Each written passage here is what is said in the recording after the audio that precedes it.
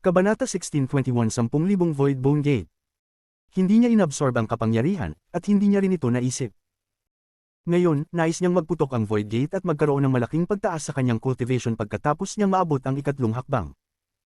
Kung inabsorb niya ang kapangyarihan ng Void Gate ngayon, agad siyang magiging isang mid-stage Nirvana Void Cultivator. Ngunit hindi niya ito nais, dahil dalawa lamang itong essences. Habang itinuro ni Wang Lin, tila may narinig na galit na pag-angal mula sa vortex na nabuo mula sa gumuho na Void Gate.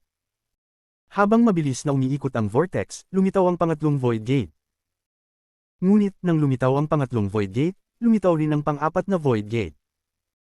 At pagkatapos ng pang-apat na Void Gate, may isa pang lumitaw. Ito na ang pang-limang gate. Tatlong Void Gates ang lumitaw sa mundo ng sabay. Mula sa malayo, ito ay tila nakakagulat. Ang mga libu-libong cultivator sa paligid ay tila nawala ng malay.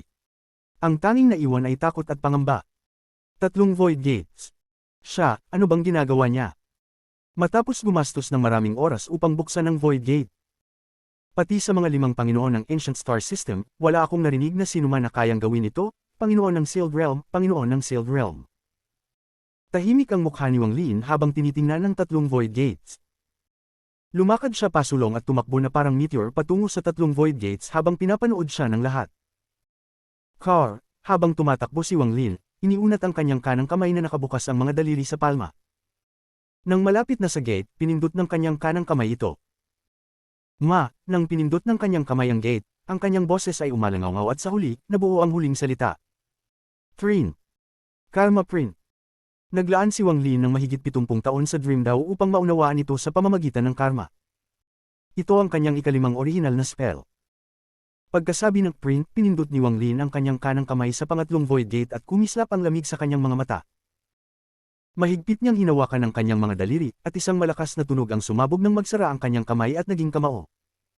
Para bang ang pagkakahawak na ito ay kumapit sa karma ng mundo. Hinailan ni Wang Lin ang kanyang kanang kamay mula sa gate. Hinailan niya ito palabas at isang baluktot na anino ng Void Gate ang tila hinailan ni Wang Lin. Pagtaas ng kanyang kanang kamay, narinig ang rumble mula sa pangatlong Void Gate. Ang mga crackling sounds ay umalingaw at kumalat ang mga bitik mula sa kung saan nakapatong ang kamay ni Wang Lin, kumalat sa buong Void Gate. Pagkatapos, may isang malakas na tunog at ang buong gate ay nagkabasag sa maraming piraso. Gumuho ang pangatlong Void Gate. Nang gumuho ang Void Gate na ito, umalingaw ang tawa ni Wang Lin at ang Karma Essence ay pumulibot sa kanyang katawan. Ang aura sa paligid niya ay tumaas ng malaki, mula mid-stage Nirvana Void patungong late-stage Nirvana Void. Mula sa mga sinaunang panahon, walang sino man ang nakagawa nito habang binabasag ang Void Gate. Hindi tumigil si Wang Lin. Nang gumuho ang pangatlong Void Gate, naglakad siya sa mga piraso nito. Dumating siya sa harap ng pang-apat na Void Gate at pinindot ang kanyang mga kamay dito. Life and Death Seal. Ang kaliwang kamay ni Wang Lin ay puno ng puting gas, at nang ito'y hamapil, damaloy ito sa Void Gate at tinakpan ng kalahati nito. Kasabay nito, ang itim na gas ay kumalat mula sa kanang kamay ni Wang Lin at umabot sa buong Void Gate. Ang puti at itim na mga gas ay nagsimulang mag-ikot, at ang Void Gate ay nanginig ng malakas. Nang sinabi ni Wang Lin ang Life and Death Seal, ang kanyang mga mata ay puno ng isang pakiramdam ng pagmamalaki na para bang siya'y nangingibabaw sa buong mundo. Hinailan niyang magkahiwalay ang kanyang mga kamay. Buksan mo para sa akin. Habang sumigaw si Wang Lin, ang kanyang mga kamay ay tila may hawak na kapangyarihan ng buhay at kamatayan. Ang pang-apat na Void Gate ay nanginig ng malakas at gumuho. Gumuho ang pang-apat na Void Gate. Nang gumuho ang gate na ito, muling sumabog ang aura ni Wang Lin. Mula sa late stage Nirvana Void, umabot siya sa peak Nirvana Void. Nasa tuktok na siya ng Nirvana Void. Isang bitik na malapit nang lumitaw sa pagitan ng kanyang mga kilay. Ang loob ng bitik ay itim, at tila may laman itong ibang mundo.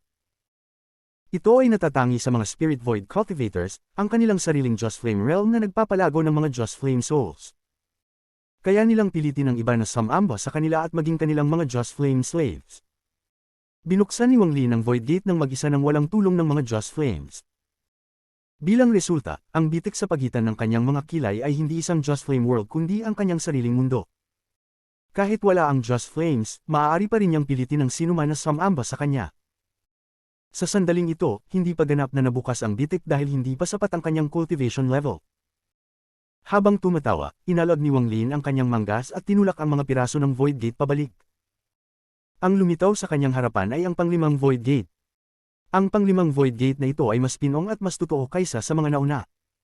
Nakatayo ito, ngunit hindi pinunit ni Wang Lin gamit ang kanyang mga kamay. Sa halip, ang kanyang mga mata ay nagpakita ng isang nakakagulat na titig habang tinitingnan niya ang panglimang gate, pagkatapos ay ipinikit ang kanyang mga mata. Sa pagsara ng kanyang mga mata, ang lahat ng bagay sa mundo sa puso ni Wang Lin ay naging peke. Hanggat ang kanyang puso at isipan ay nanatili, ang lahat ay mananatili. Pagkatapos niyang ipikit ang kanyang mga mata ng ilang sandali, bigla niyang binuksan ang mga ito. Nang binuksan niya ang mga mata, lahat ng mga bagay sa mundo na peke ay naging totoo. Ito ang spell na kanyang naunawaan mula sa tunay at peking essence, ang True and False Path.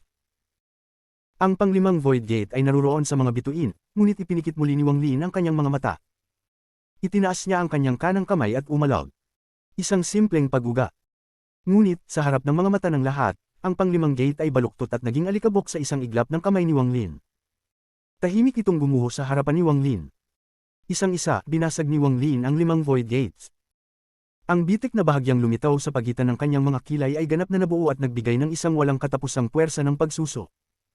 Para bang ang buong sistema ng bituin ay isusubo. Ang labis na makapangyarihang aura ng isang Spirit Void Cultivator ay kumalat mula kay Wang Lin. Kung siya ay nasiyahan, maaari niyang i-absorb ang kapangyarihan mula sa Void Gate at maging isang early-stage Spirit Void Cultivator, ngunit paano siya magiging kontento? 5 essences pa lang ito, mayroon pa siyang Slaughter Essence na ibinigay sa kanya ni Qing Shui. Ang kumpletong Slaughter Essence na bagong absorb niya ay magpapagana sa kanya upang paganihin ang Void Gate ng ika-6 na pagkakataon. Ang simpleng pagbukas ni Wang Lin ng Void Gate gamit ang karma, punatin ito gamit ang buhay at kamatayan, at gawing alikabok gamit ang True and False ay nagpatakot sa mga cultivators na nakakita nito. Hindi tiyak kung sino ang unang tumugon, ngunit isang nakakatakot na sigaw ang umalingaw at ang taong iyon ay mabilis na umatras. Ilang sandali pagkatapos, halos lahat ng mga cultivators ng Outer Realm ay tumakas sa lahat ng direksyon. Natakot sila. Nakita nilang kung gaano kadali sirain ni Wang Lin ang Void Gate, at hindi nila maiiwasang matakot. Ang takot nila ay umabot sa sukdulan.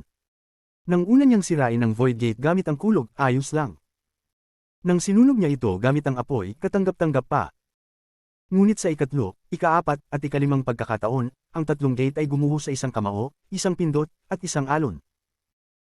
Lalo na sa huli, kung saan isinara lamang ni Wang Lin ang kanyang mga mata, binuksan ito, at isinara muli upang mag-dissipate ang Void Gate, lumampas ito sa imahinasyon ng lahat ng cultivators ng Outer Realm.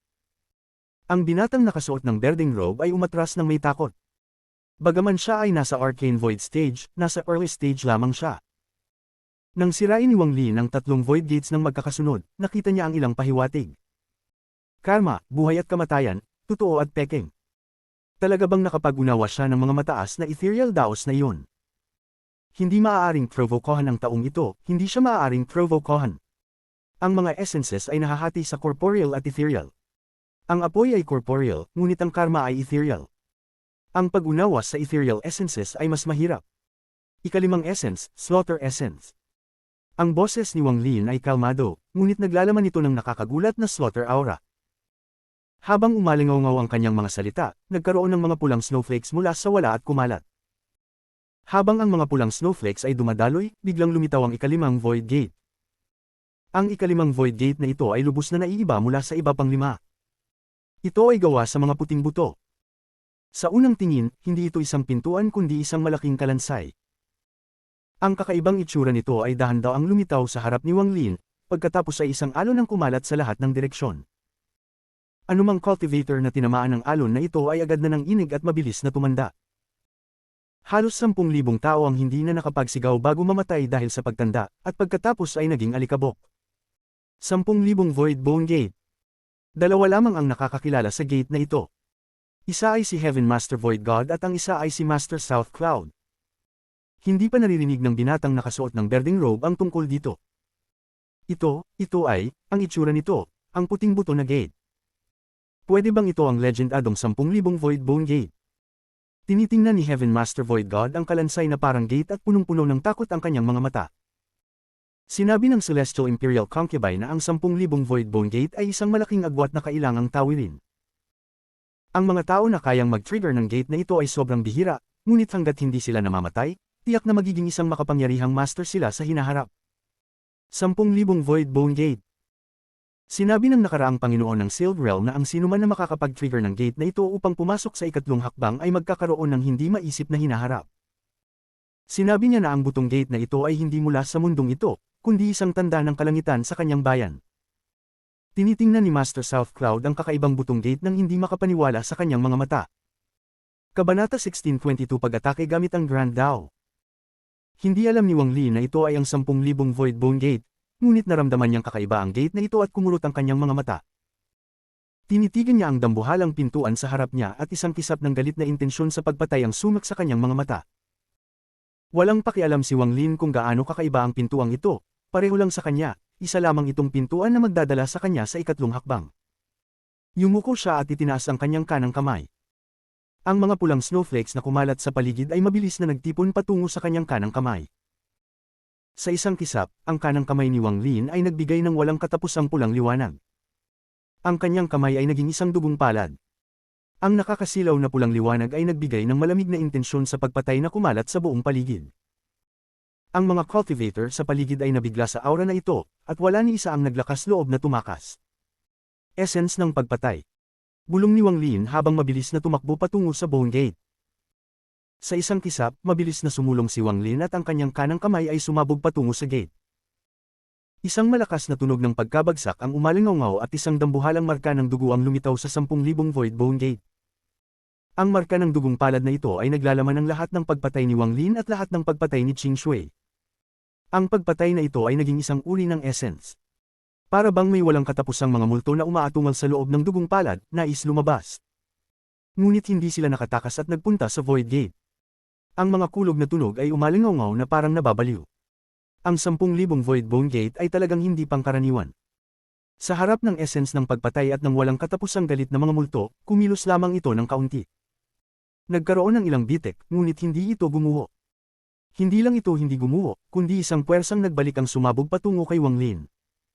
Nagningning ang malamig na liwanag sa mga mata ni Wang Lin. Habang ang gate ay lalong naging mahirap buksan, lalo siyang naging interesado. Bumalik siya ng ilang hakbang at tumawa bago ituro ang langit. Determinasyon ang sumak sa kanyang mga mata. Kidlat. Sa isang kisap, ang kidlat ay pumuno sa mundo at dumiretso patungo sa Void Gate.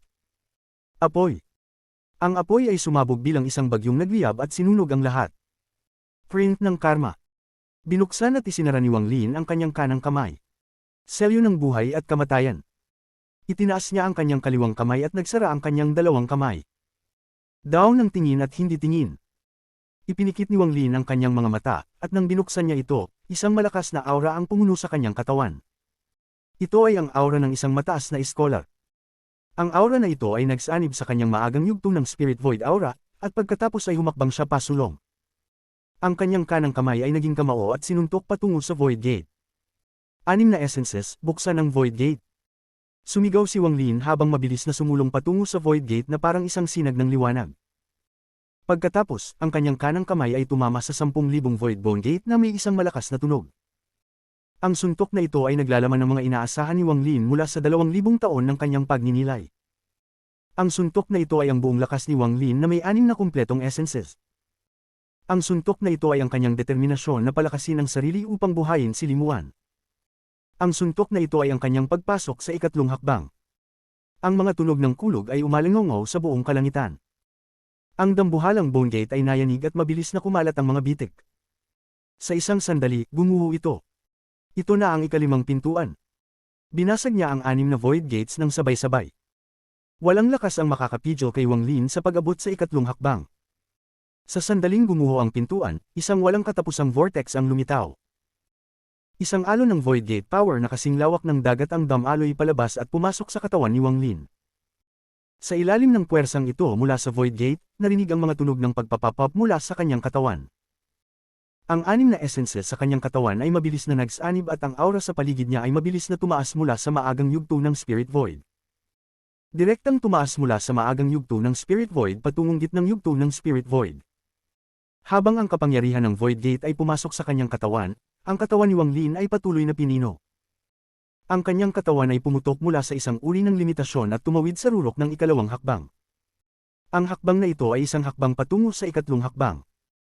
Ang hakbang na ito ay hindi lamang isang pagtaas ng kanyang aura, kundi pati na rin ang kanyang cultivation na umabot sa ikatlong hakbang. Mula ngayon, si Wang Lin ay isang cultivator sa ikatlong hakbang. Ang mga tunog ng pagpapapop sa kanyang katawan, ang walang katapusang ugong sa kanyang isipan, at ang labis na komportableng pakiramdam mula sa kanyang katawan ay para siyang dumadaan sa isang metamorphosis. Ang buong katawan niya ay nagbabago. Ang unang hakbang ng cultivation, mula sa chi condensation hanggang sa ascendant, ay nagpapanganak sa katawan ng cultivator. Pagkatapos, kapag naabot nila ang nirvana scryer stage, makakapag-absorb sila ng origin energy. Ang ikatlong hakbang ay ang pangalawang pagkakataon ng muling pagsilang ng isang cultivator. Ang kanyang katawan ay magpapalawak ng walang hanggan kaya magiging hindi na ito iba sa mundo mismo. Ang hakbang na ito ay isang pambihirang hakbang na nagpapalambot sa talento ng isang cultivator. Para sa mga cultivator sa ikatlong hakbang, wala ng talento, kundi pagkaunawa. Patuloy na nagsanib ang anim na essences. Nang nagsanib ang Thunder at Fire Essences, ang cultivation level ni Wang Lin ay tumaas mula sa maagang yugto ng Nirvana Void patungong gitnang yugto ng Nirvana Void.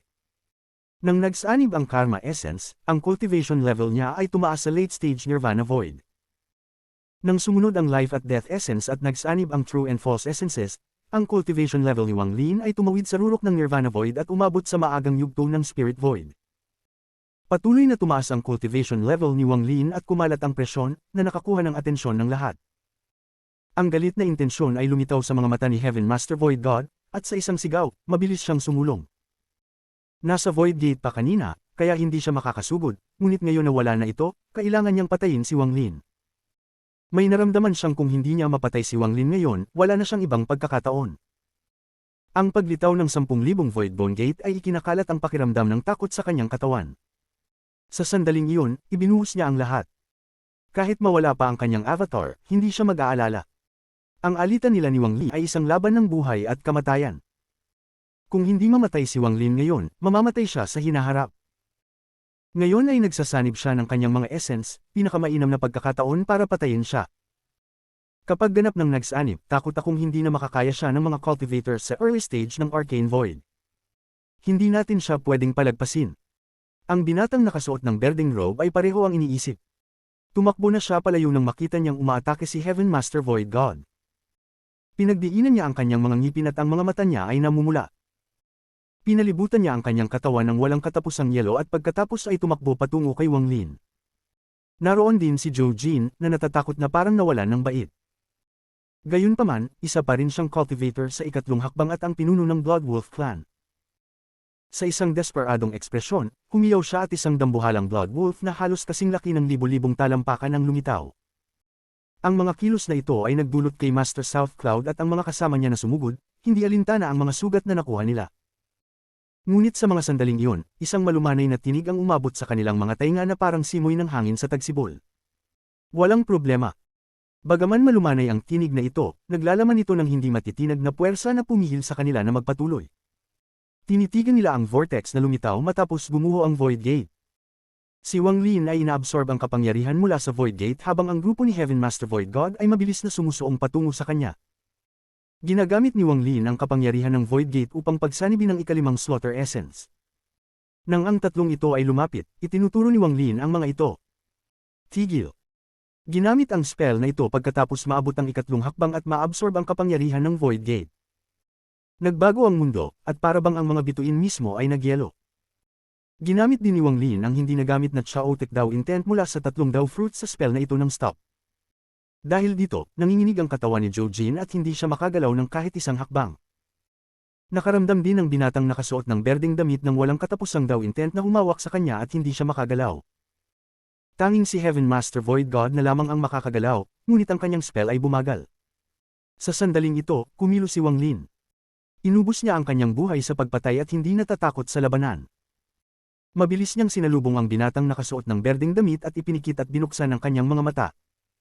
Lumitaw ang sandali ng pagkalito sa mga mata ng binatang nakasuot ng berdeng damit. Sa sandaling iyon ng pagkalito, itinaas ni Wang Lin ang kanyang kanang kamay at binuksan ito. Pagkatapos, pinadapo niya ito pababa at isinara ang mga daliri niya, na parang may hinawakan siya.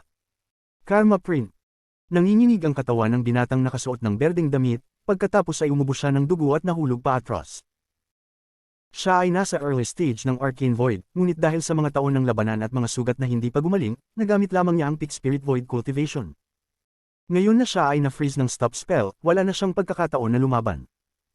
Habang itinaas ni Wang Lin ang kanyang kanang kamay, isang ulap ng mista ang lumipad patungo sa kanya. Walang makakapagsabi kung ano ito, ngunit nang umalis ang mist mula sa katawan ng binatang nakasuot ng berdeng damit, nanginginig ang kanyang katawan ng malakas. Laking gulat ng binata, napalapad ang kanyang mga mata at nagbago ang mukha niya sa sakit. Ang hinugot mula sa kanya ay isang karma force, isang Dao force. Ang hinugot mula sa kanya ay ang essence ng binatang nakasuot ng berdeng damit. Ang mist na iyon ay mabilis na nagbago sa kamay ni Wang Lin.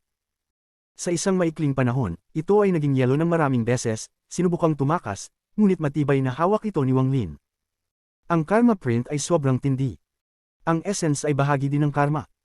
Ang tao ay ang karmic cause, ang kanilang cultivation ay karmic fate, at ang pagbuo ng kanilang essence at pag-abot sa ikatlong hakbang ay karmic effect. Sa sandaling iyon, ang puting buhok ni Wang Lin ay dumampi sa hangin at siya ay kalmado. Tila siya ang sovereign noong nakaraan. Pag-atake gamit ang Grand Dao. Kabanata 1623 Panginoon ng Langit, Diyos ng Void. Ang aking essence ay karma.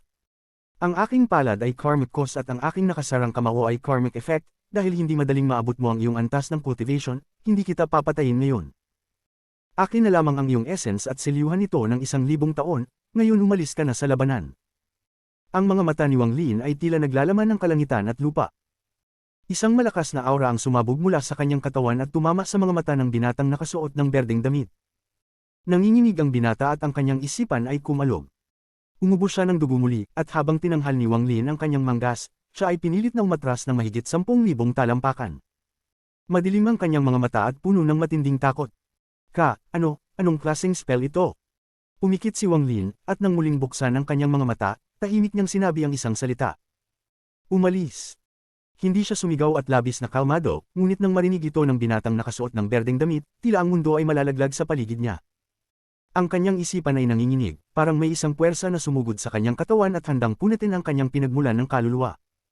Pakiramdam ng takot, ang binata ay tumakas ng mabilis habang dumadaloy ang dugo mula sa kanyang bibig. Hindi pa nawawala ang buong essence niya, ngunit kinuha ni Wang Lin ang karamihan nito, na nagdulot sa kanya ng matinding takot. Wala siyang narinig na ganitong klase ng spell, ngunit malabo niyang alam na ang fishing the moon in the well ng sovereign ay may katulad na kapangyarihan. Ang kanyang puso ay nanginginig at puno ng pagtanggi habang siya ay umaatres. Inisip niyang kung iningatan niya ang kanyang cultivation sa tuktok nito, hindi sana ganoon kadali kay Wang Lin na kunin ang kanyang mga essences. Ang matandang ito ay may arcane void cultivation, hindi tatanggapin ng matandang ito. Sumigaw siya sa kanyang isipan at puso, ngunit hindi ito ipinakita at mabilis na tumakas. Lahat ng ito ay nangyari sa isang iglap. Pinilit ni Wang Lin na paatresin ang binatang nakasuot ng berdeng damit. Pagkatapos ay tumingin si Wang Lin kay Heaven Master Void God, na pinal-slow down ng stop spell at puno ng killing intent. Tugunan natin ang nangyari noong nakaraan. Malamig ang tingin ni Wang Lin, ngunit nanatiling kalmado.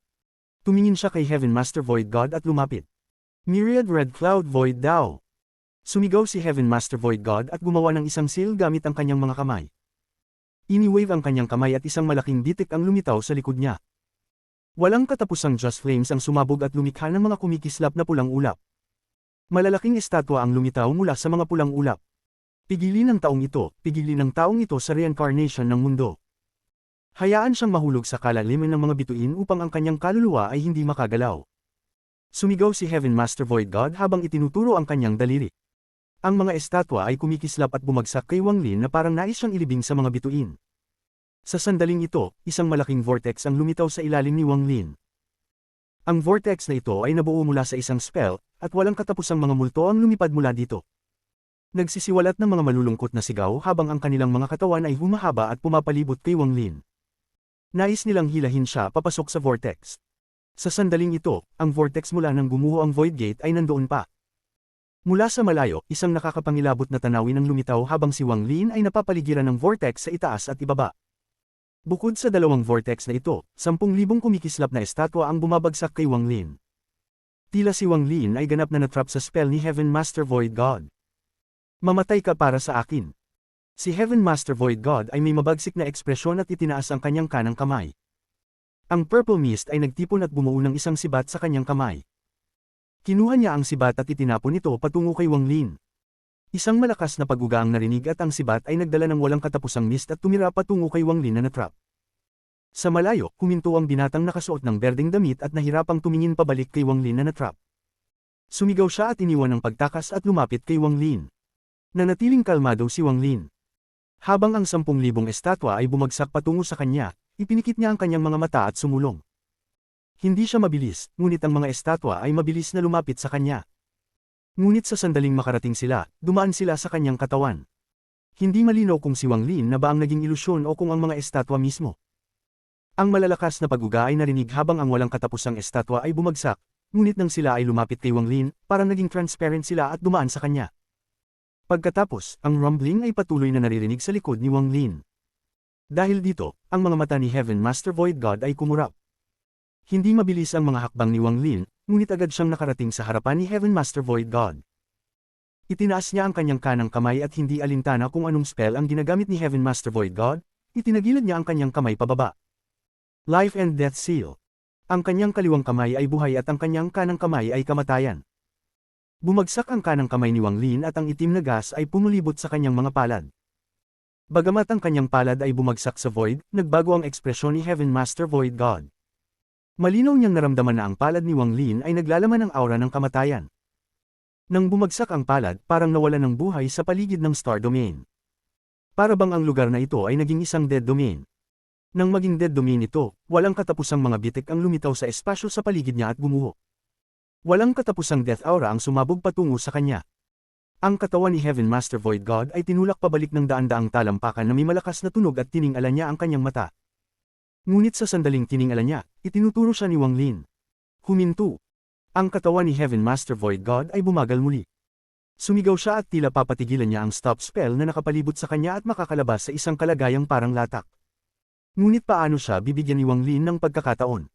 Mabilis na lumapit si Wang Lin at dumating sa harap ni Heaven Master Void God. Itinaas ni Wang Lin ang kanyang daliri at itinuro sa pagitan ng mga kilay ni Heaven Master Void God. Thunder. Pagkatapos nito, ang kanang hintuturo ni Wang Lin ay parabang naging isang kidlat ng walang hanggan. Ang nakasisirang kidlat na ito ay naglalaman ng lakas ng lahat ng kidlat mula sa inner at outer realms. Ang pagpuntirya na ito ay sapat na upang patumbahin ng mga third step cultivators.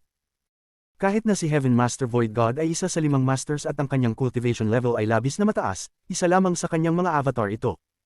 Nasa early stage pa lamang ng Arcane Void. Dahil dito, ang lakas ng kidlat na ito ay kaya pa ring masaktan siya. Sa isang turo, nanginginig ang katawan ni Heaven Master Void God.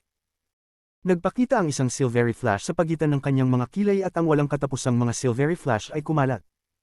Sa isang iglap, kumalat ito sa buong katawan niya at isang malakas na pag-uga ang narinig. Damaloy ang dugo mula sa gilid ng bibig ni Heaven Master Void God at tinulak siya pabalik. Habang siya ay umaatras, muling lumapit si Wang Lin. Ini-extend ang kanyang kanang hinlalaki at muli itong bumangga sa pagitan ng mga kilay ni Heaven Master Void God. Fire! Habang ang malalakas na pag-uga ay naririnig, ang nakasisirang apoy ay kumalat mula sa pagitan ng kanyang mga kilay tulad ng Silver Thunder. Ang apoy ay kumalat sa buong katawan ni Heaven Master Void God, tumungo patungo sa kanyang isipan, at sinunog ang kanyang kaluluwa. Ang sakit ng parehong loob at labas ng kanyang katawan na nasusunog ay nagdulot sa mukha ni Heaven Master Void God na magbaluktot. Umubo siya ng malalaking bukol ng dugo. Gayunpaman, hindi pa tapos. Isang flash ng killing intent ang sumak sa mga mata ni Wang Lin.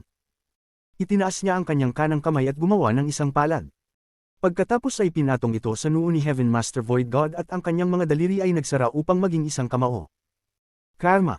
Isang essence ang hinugot ni Wang Lin. Ang patuloy na pag-atake ay hindi binigyan si Heaven Master Void God ng anumang pagkakataon upang lumaban. Sa stop spell, si Wang Lin ay parang kalangitan mismo. Buhay at kamatayan. Itinaas ni Wang Lin ang parehong kamay. Ang kanyang kaliwang kamay ay buhay, at pinresyon nito ang dibdib ni Heaven Master Void God. Ang matandang katawan ni Heaven Master Void God ay biglang nagbigay ng aura ng kabataan at naging mas bata. Ngunit, sa pagdapo ng kanang kamay ni Wang Lin, gumuho ang kabataan. Ang buhay at kamatayan ay sumabog sa loob ng katawan ni Heaven Master Void God na parabang hahatiin nito ang kanyang katawan. Damyugo si Heaven Master Void God mula sa lahat ng kanyang butas at ang kanyang ekspresyon ay naging mas mabagsik. Isa siya sa 5 masters ng Ancient Star System, at hindi papayag ang kanyang dangal na magpasakop. Sa isang malakas na sigaw, nanginginig ang kanyang katawan at nakawala siya mula sa stop spell. Sa sandaling mabasag ang stop spell, sumabog ang kanyang buong cultivation. Ngunit nanatiling kalmado si Wang Lin. Nang mabasag ni Heaven Master Void God ang stop spell, tinuro ni Wang Lin ang kanyang kanang hintuturo. Huminto. Hindi. Nang inig ang katawan ni Heaven Master Void God at nagpakita ng pag-asa sa kanyang mga mata. Totoo at mali. Ipinikit ni Wang Lin ang kanyang mga mata at lahat ng bagay sa mundong ito ay naging mali. Pagkatapos ay binuksan niya ang kanyang mga mata, kaya't naging totoo ang lahat. Ngunit nang muling ipikit niya ang kanyang mga mata, ang kanyang kanang kamay ay bumagsak. Pagpatay. Ang palad ni Wang Lin ay parang isang panggupit, naglalabas ng pulang liwanag ng pagpatay. Tumama ito ng diretso sa ulo ni Heaven Master Void God at walang awa niyang pinutol ito. Isang malakas na tunog ng pagsabog ang umalingaw na sinundan ng isang malupit na sigaw. Nahati ang katawan ni Heaven Master Void God. Ang dalawang kalahati nito ay naging purple mist at umatras patagilid. Ngunit kahit nakapikit ang mga mata ni Wang Lin, malinaw niyang naramdaman na ang paghahati ng mist na ito ay parang paghahati ng tela. Nang maghiwalay ang mist, ang orihinal na katawan ng avatar ni Heaven Master Void God ay lumabas. Ito ay isang ulap ng hindi nakikitang enerhiya. Ang hindi nakikitang enerhiya na ito ay mahirap matukoy, at tanging si Wang Lin lamang ang makakakita nito gamit ang kanyang totoo at mali na daw. Ang hindi nakikitang enerhiyang ito ang sentro ng avatar ni Heaven Master Void God. Ang avatar na ito ay talagang isang hininga na pinalabas ni Heaven Master Void God. Tinawag na Void God si Heaven Master Void God dahil ang kanyang katawan ay parang void. Maaaring sabihin na ang kanyang katawan ay hindi totoo at isang masa lamang ng enerhiya. Sa sandaling ito, ang ulap ng hindi nakikitang enerhiya na tanging si Wang Lin ang nakakakita ay nagsimulang tumakas ng hindi napapansin. Hindi ang pinakamataas na cultivation level ni Heaven Master Void God sa 5 masters, ngunit siya ang pinakamahirap patumbahin. Kabanata 16:24 Tatlong hakbang upang ilabas ang busog.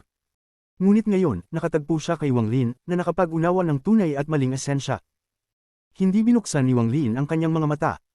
Sa oras na sinubukan ng core ni Heaven Master Void God na tumakas at ang batang lalaki na nakasuot ng berdeng balabal ay umatras ng takot matapos makita ang pagkabasag ni Heaven Master Void God, itinaas ni Wang Lin ang kanyang kanang kamay patungo sa kanyang mga kilay. Sa sandaling iyon, kumislap ang walang katapusang gintong liwanag at isang patak ng gintong dugo ang lumabas mula sa pagitan ng mga kilay ni Wang Lin. Kinuha niya ito gamit ang kanyang kanang kamay. Pagkahawak niya sa patak ng dugong ito, isang busog ang agad na lumitaw mula sa katawan ni Wang Lin. Sa sandaling lumitaw ang busog, ang intensyon ng pagpatay ay pumuno sa mga bituin. Tinuro ni Wang Lin ang busog pasulong.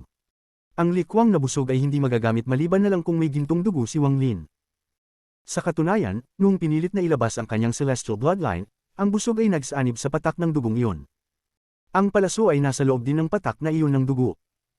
Gayunpaman, ang dugong ito ay pag-aari pa rin ni Wang Lin. Hanggang may dugo siya, maaari niyang tawagin ang ligwang na busog at magpaputok ng isang palasong kayang magwasak ng langit. Sa busog na ito at sa kanyang kasalukuyang cultivation level, hindi natatakot si Wang Lin sa mundo o sa anumang cultivator.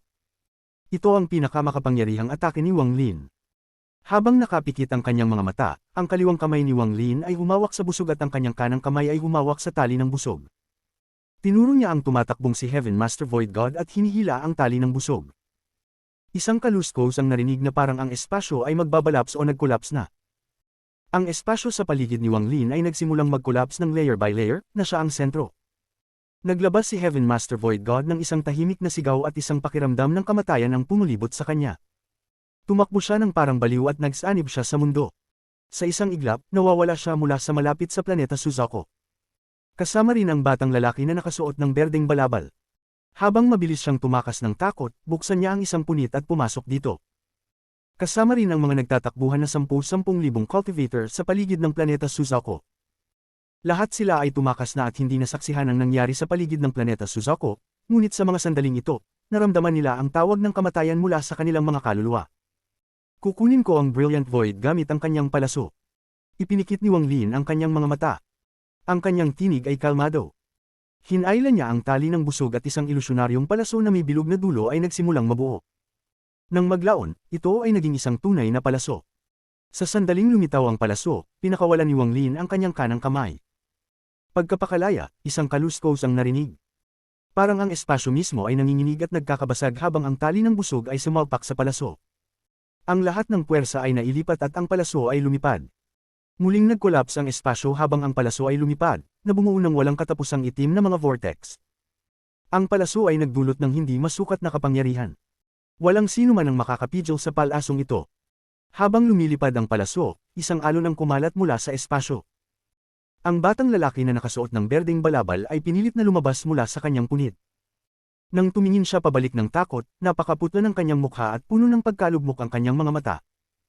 Hindi tulad ng huling pagkakataon, kung saan siya ay isang projection lamang, sa pagkakataong ito ay kasama na niya ang kanyang orihinal na katawan. Kapag siya ay namatay, talagang mamamatay siya. Wala nang oras upang mag-isip, mabilis na umabot ang palaso. Naglabas ang batang lalaki ng isang sigaw ng tulong. Ang kanyang mga kamay ay bumuo ng isang seal at dumura siya ng maraming dugo, hindi alintana ang kalagayan ng kanyang katawan. Inipon niya ang lahat ng essence na kaya niyang kunin habang tinatanaw ang katapusan ng kanyang buhay. Pinunit niya ang kanyang Just Flame Realm at kinuha ang lahat ng kanyang Just Flame Souls. Pagsamasamahin ito sa kanyang dugo, bumuo siya ng bilyon-bilyong layer ng yelo. Sa isang saglit, nakabuo siya ng isang block ng yelo na kasing laki ng isang planeta. Sa mga sandaling yun, dumating na ang palaso. Nang tamaan ng palaso ang yelo, agad itong bumagsak. Sa gitna ng yelo, ang mga mata ng batang lalaki na nakasuot ng berdeng balabal ay puno ng pagkalugmok. Inisip niyang pinili niyang wasakin ang kanyang sariling clan mark upang makuha ang mas maraming lakas para labanan ang palaso. Gayunpaman, sa huli, tumagos ang palaso sa yelo na may isang rumbling tunog na umabot sa buong Brilliant Void. Ang palaso ay dumaan sa batang lalaki na nakasuot ng berdeng balabal. Nanginginig ang kanyang katawan at dumura siya ng dugo bago sumabog. Ang kanyang origin soul ay naglayas, ngunit sa huli, nanginginig at namatay ito. Ito ang unang Arcane Void Cultivator na namatay sa digmaang ito. Maraming Outer Realm Cultivators sa loob ng Brilliant Void, ngunit naramdaman nila ang banta ng kamatayan. Ang palaso ay dumaan ng diretsyo, ngunit ang mga alon na ipinalabas nito ay nakaapekto sa buong Brilliant Void. Ang sinumang cultivator na tinamaan ng isang alon ay sumabog at namatay. Sa silangang bahagi ng Brilliant Void, mayroong daan-daang Outer Realm Cultivators na hinahabol ang ilang dosenang Inner Realm Cultivators nang maramdaman nila ito. Ang mga dosenang Inner Realm Cultivators ay napakaputla at parang mga lampara na tuyo na ang langis. Laban tayo hanggang kamatayan. Kahit mamatay ako, mamamatay ako sa aking sariling bayan. Ipinakita ng lalaking nasa kalagitnaan ng edad ang isang desperadong ngiti. Bigla siyang lumingon at nagpa siya na mag-self-destruct. Ngunit sa mga sandaling iyon, isang alon mula sa mga bituin ang tumagos sa kanilang ngunit hindi sila nasaktan. Ngunit nang makita nila, nagsisigawan ng daan-daang Outer Realm Cultivators na humahabol sa kanila at nagsi-miserable ang mga sigaw habang sila'y namatay mula sa alon. Sa katimugang bahagi ng Brilliant Void, may dalawang Outer Realm Cultivators na nakarating sa Heaven's Blight. Pinipigilan nila ang masamang pakiramdam nila at hinahabol ang isang batang lalaki sa harap nila. Ang batang lalaki ay puno ng sariwang dugo. Ngunit sa mga sandaling iyon, ang alon ay kumaluskos. Nanginginig at bumagsak ang dalawang Outer Realm Cultivators, iniwan ang batang lalaki na nagulat. Sa kanlurang bahagi ng Brilliant Void, may isang planetang pang-cultivation. Karamihan sa mga sekta ay nawasak at ngayon ay okupado ng mga Outer Realm Cultivators. Ang ilan sa kanila ay nababaliw mula sa pagpatay at pumunta pa upang pumatay ng mga mortal. Ang mga sigaw ay umabot mula sa mga lungsod. Ang ilang mga Outer Realm Cultivators ay nahuli ang magagandang babaeng cultivators mula sa iba't ibang sekta. Nais nilang gawing cultivation furnaces at ibenta pabalik sa Outer Realm.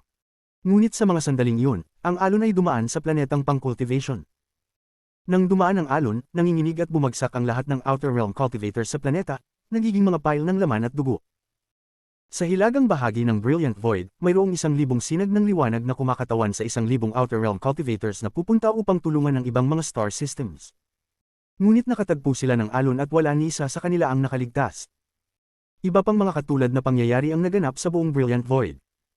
Habang kumakalat ang mga alon, isang nakamamanghang bilang ng mga Outer Realm Cultivators ang namatay.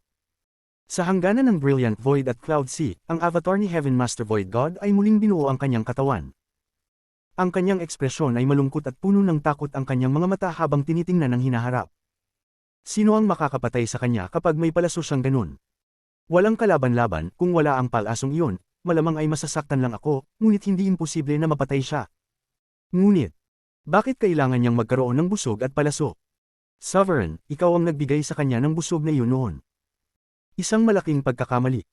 Sa busog na iyon, sino ang kayang humarap sa kanya sa inner o outer realm? Ang matandang ito ay hindi na makikilahok sa kanyang digmaan. Kung ang avatar ko ay makaligtas, babalik ito sa aking orihinal na katawan. Ang takot ni Heaven Master Void God ay umabot sa limitasyon. Sa mga sandaling iyon, tumakas siya patungong Cloud Sea. Nais niyang lumabas sa pamamagitan ng agwat sa Cloud Sea. Nakapagdesisyon na siyang hindi na muling papasok sa inner realm. Ngunit, sa mga sandaling iyon, nagbago ang kanyang ekspresyon at lumingon siya. Ang espasyo sa likuran niya ay nabasag at ang palaso ay tumagos. Lumipad ito sa isang hindi maiiwasang bilis na hindi kayang takasan habang tumagos ito sa kanyang katawan. Nagsabog ang katawan ni Heaven Master Void God at ang kanyang aura ay nawala ng walang bakas. Sa sandaling namatay ang kanyang avatar, isang malupit na sigaw ang narinig mula sa isang star domain na napapalibutan ng walang katapusang fog sa Ancient Star System. Ang fog sa loob ng star domain ay mabilis na kumunat hanggang bumuo ito ng katawan. Ito ang orihinal na katawan ni Heaven Master Void God. Dumura siya ng dugo at nagsalungso ng ilang hakbang paatras. Tinitingnan niya ang inner realm nang may takot sa kanyang mga mata. Sa Brilliant Void Realm, sa labas ng planeta Suzaku, binuksan ni Wang Lin ang kanyang mga mata. Ang busog sa kanyang kamay ay nawala at ang palaso ay bumalik mula sa kawalan. Bumalik ito sa loob ng patak ng gintong dugo sa kanyang kanang kamay. Pindutin niya ang patak ng dugo pabalik sa kanyang noo at nagmamadaling pumasok sa vortex na nabuo mula sa pagsabog ng Void Gate. Kailangan pa niyang maghintay ng ilang sandali upang matibay na may assemble ang kanyang ikatlong hakbang ng cultivation. Hindi kalayuan, si Zhou Jin ay ang tanging Outer Realm cultivator na hindi napatay ng mga alon. Ang kanyang katawan ay nanginginig at hindi siya maglakas loob na gumalaw. Pinagmamasdan niya si Wang Lin na pumasok sa vortex at sinisipsip ang lakas ng Void Gate ng walang awang. Ang lakas! Siya ay naging sobrang lakas. Walang laman ang isipan ni Zhou Jin at ang kanyang mukha ay mapotla. Hindi lang siya, pati ang libu-libong cultivator sa Inner Realm ay nagulat. Ang kanilang nasaksihan ay talagang hindi kapani-paniwala. Lord of the Sealed Realm. Siya ang Lord of the Sealed Realm, ang pag-asa ng aming Inner Realm. Ang mga mata ni Master South Cloud ay puno ng kasiyahan. Bilang isang taong nag-cultivate ng maraming taon, alam niyang ang ganitong kaganapan ay hindi mangyayari, ngunit ang kahit isa sa mga ito tulad ng 10,000 Void Bone Gate o ang lakas ng palaso ay sapat na upang magdulot ng pagkagulat sa kanya. Tumawa si Sito Nan habang tinitingnan si Wang Lin sa loob ng vortex. Puno ng kasiyahan ang kanyang mga mata. Glory to the Lord of the Sealed Realm. Walang nakakaalam kung sino ang unang nagsalita, ngunit di nagtagal, sinundan nito ng lahat. Ang libu-libong cultivators ay sumigaw ng kasiyahan. Sa likod nila, ang estatwa ni Wang Lin sa planeta Suzaku ay tumingala sa langit, na parang tinitingnan ng kalangitan na parang tinatanaw ang mga langgam. Ngunit tanging si Wang Lin lamang ang nakakaalam na ang kanyang Divine Retribution, ang kanyang ikatlong hakbang na Divine Retribution, ay malapit nang dumating. Kabanata 1625 Pag-aayos ng mga nakaraang yaman. Inabsorb ni Wang Lin ang kapangyarihan ng Void Gate sa loob ng vortex. Habang ginagawa ito, ang kanyang kabuuang pagkatao ng pagpatay ay tuluyang nag-fuse sa kanyang katawan. Sa sandaling natapos ang pagsasanib, ang antas ng cultivation ni Wang Lin ay tumaas mula sa unang yugto ng Spirit Void hanggang sa kalagitnaan ng Spirit Void. Nang marating ni Wang Lin ang kalagitnaan ng Spirit Void, itinutok niya ang kanyang kamay sa vortex. Ang kapangyarihan ng Void Gate ay damaloy patungo sa kanyang kamay. Ang kulog ay umugang at ang kidlat ay sumabog mula sa lahat ng direksyon, at isang espada ng kulog ang lumitaw sa kanyang kamay. Ang espadang ito ay 7 pulgada lamang ang haba, ngunit ito ay isang yaman ng asensya na ginawa niya gamit ang kapangyarihan mula sa bumagsak na Void Gate. Ito ay katulad ng espada ng pagpatay na ginawa ni Jing Shui. Ang maliit na espada na ito ay binuo gamit ang Thunder Essence ni Wang Lin, o maaari rin itong ituring na siya mismo ang Thunder Essence. Pagkatapos ay itinaas muli ni Wang Lin ang kanyang kanang kamay at damaloy ang malalaking halaga ng kapangyarihan mula sa vortex. Ang espada ng apoy na asensya ay lumitaw. Ang ikatlong espada ay ang Karma Sword. Ang espadang ito ay naglalaman ng pagninilay ni Wang Lin sa karma. Ito ay lumulutang sa harap ng kanyang katawan at naglalabas ng malambot na liwanag. Ang ika-4 na espada ay ang Life and Death Sword. Ang mundo ay nayanig habang ang itim at puting gas ay magkasamang umikot upang bumuo ng 7 pulgadang espada. Ang ika-5 espada ay ang True and False Sword, ngunit ang kapangyarihan mula sa loob ng vortex ay limitado. Halos naubos na ang enerhiya nito matapos tulungan si Wang Lin na bumuo ng 4 na espada, kaya't ngayon ay nagpapakita ng mga senyales ng pagkawala. Kasabay nito, naririnig ang mga mahinang angal mula sa malayo. Senyales ng banal na paghingi ng bayad. Ang mga mata ni Wang Lin ay kumislap. Alam niyang pagkatapos mawala ang vortex, ang banal na paghingi ng bayad na kanyang haharapin ay magiging pinakamalakas sa buong buhay niya. Gayunpaman, hindi natatakot si Wang Lin. Ang kanyang mga mata ay kalmado at nagsimula siyang maglakad pasulong habang iniunat ang kanyang mga braso. Hinailan niya ang naghihirap na vortex na parang punit. Ang pagkasira na ito ay nagdulot ng pagyanig sa vortex, at mas maraming kapangyarihan mula sa Void Gate ang damaloy palabas. Sa ilalim ng pagsabog ng kapangyarihan ng Void Gate, nabuo ang True and False Sword. Ang ika-6 na espada ay ang Slaughter Sword. Hindi ito ang espadang ibinigay ni Qing Shui kay Wang Lin, kundi isang espada na nabuo gamit ang sariling esensya ng pagpatay ni Wang Lin. Pagkatapos mabuo ang Slaughter Sword, nagsimulang mag-dissipate ang vortex sa isang hindi maibabalik na paraan. Ang kapangyarihan ng Void Gate ay labis na misteryoso. Hindi lamang nito pinapayagan ng mga cultivador na magsanib sa kanilang esensya at magdanas ng metamorphosis tulad ng sa Foundation Establishment Stage, kundi pati na rin magbunga ng sandata mula sa kanilang esensya. Hindi alam ni Wang Lin kung saan nanggaling ang sandatang ito, at lalong hindi niya alam kung ano ito. Gayunpaman, alam niya na ang misteryosong kapangyarihan ng Void Gate ay labis na bihira. Maaaring isang beses lamang sa buong buhay ng isang cultivador mangyari ito. Kapag nawala na, wala nang ibang pagkakataon. Ang aura na ito ay kayang mag-ayos ng mga yaman. Makikita ito mula sa kakayahan nitong magbunga ng mga yaman ng esensya. Tumangala siya. Sa sandaling ang vortex ay malapit nang mawala, tinutok ni Wang Lin ang kanyang daliri dito. Ginamit niya ang stop spell gamit ang kanyang kalagitnaan ng Spirit Void na cultivation at nagbigay ng kalmadong sigaw. Hinto. Naunawaan ni Wang Lin ang stop spell pagkatapos maabot ang ikatlong hakbang. Hindi na ito tumitigil lamang sa katawan. Ang lahat sa mundo ay maaaring ihinto. Sa isang salita, isang malakas na rumbling ang nagmula sa vortex. Ang mga rumbling na ito ay parang galit na mga sigaw para sa mga nakapaligid na cultivador. Simula pa noong sinaunang panahon, ang lahat ng mga cultivador ay may takot sa Void Gate. Ang nakaraang Lord of the Sealed Realm ay ganoon din. Tanging si Wang Lin lamang ang may tapang na gamitin ang stop spell sa vortex ng Void Gate. Kung ito ay bago ang Dream Dao, marahil ay hindi ginawa ni Wang Lin ito. Ngunit pagkatapos ng Dream Dao, siya ay nagkaroon ng aura ng isang malaking scholar. Nauunawaan na niya ang katotohanan ng mundo at nakikita ang mga langit at lupa at ang lahat ng nilalang bilang mga langgam. Hindi ito kay abangan kundi pantay-pantay na pananaw. Wala itong pakialam kung ito ay umiiral o hindi sa mundong ito. Hindi siya nagkaroon ng takot, tanging ang titig na kasing kalmado ng tubig. Sa isang salita, pinigilan niya ang mundo. Ang malaking vortex ay umuugong, ngunit bagamat malakas ang stop spell, hindi ito walang hanggan. Ang vortex ay huminto lamang sandali bago magpakita ng mga senyales ng pagbagsak. Ang mga mata ni Wang Lin ay kumislap at naglakad siya pasulong. Ang kanyang kanang kamay ay inabot ang vortex at nagwagayway. Lumikha siya ng malakas na puwersang pagsipsip at hinayla ang maraming kapangyarihan mula sa Void Gate na hindi sa kanya. Ang mga rumbling mula sa vortex ay naging mas malakas. Ang galit na roars nito ay parang nagpapakita ng hindi kasiyahan sa mga aksyon ni Wang Lin. Ngunit hindi alintana kay Wang Lin. Habang patuloy siyang humihila ng mas maraming kapangyarihan mula sa Void Gate, inilabas niya ang mga labi ng kanyang winasak na God-Slaying War Chariot. Ang God-Slaying War Chariot na ito ay winasak noong unang labanan ni Wang Lin laban kay The Wistwater. Nang ito ay masira, may isang huling seal na natira sa kanya, ngunit sapat na ito upang magulat at saktan si The Wistwater. Ang kapangyarihan ng yaman na ito ay hindi kapanipaniwala. Ginawa ito ng Rain Celestial Realm na si Esteemed Zuan Bao. Tinawag itong God-Slaying War Chariot, at ito ay labis na makapangyarihan. Maraming mga panganib na nalampasan ni Wang Lin dahil dito. Inilabas ni Wang Lin ang mga labi ng God-Slaying War Chariot upang makita kung kayang ayusin ito ng misteryosong kapangyarihan ng Void Gate. Kung ito ay talagang kayang ayusin, mayroon pang maraming ibang yaman si Wang Lin na nais ding ayusin. Pagkailabas ng mga labi ng liwanag, ang walang katapusang kapangyarihan ng Void Gate ay damaloy patungo dito at naabsorb ng liwanag na iyon. Mabilis na nagbigay ng maliwanag na kislap ang spek ng liwanag. Ang mga mata ni Wang Lin ay kumurot at nagpakita ng hindi matatag-ailap na kasiyahan. Hindi niya inasahan na totoo ang kanyang hula na ang misteryosong kapangyarihan ng Void Gate ay kayang mag-ayos ng mga yaman. Sa ilang mga hinga, ang spek ng liwanag ay nag-absorb ng malaking halaga ng kapangyarihan ng Void Gate. Ang spek ng liwanag ay unti-unting naging isang kakun at nagbigay ng malambot na liwanag. Nang mabuo ang kakun, nag-absorb pa ito ng mas maraming kapangyarihan mula sa Void Gate.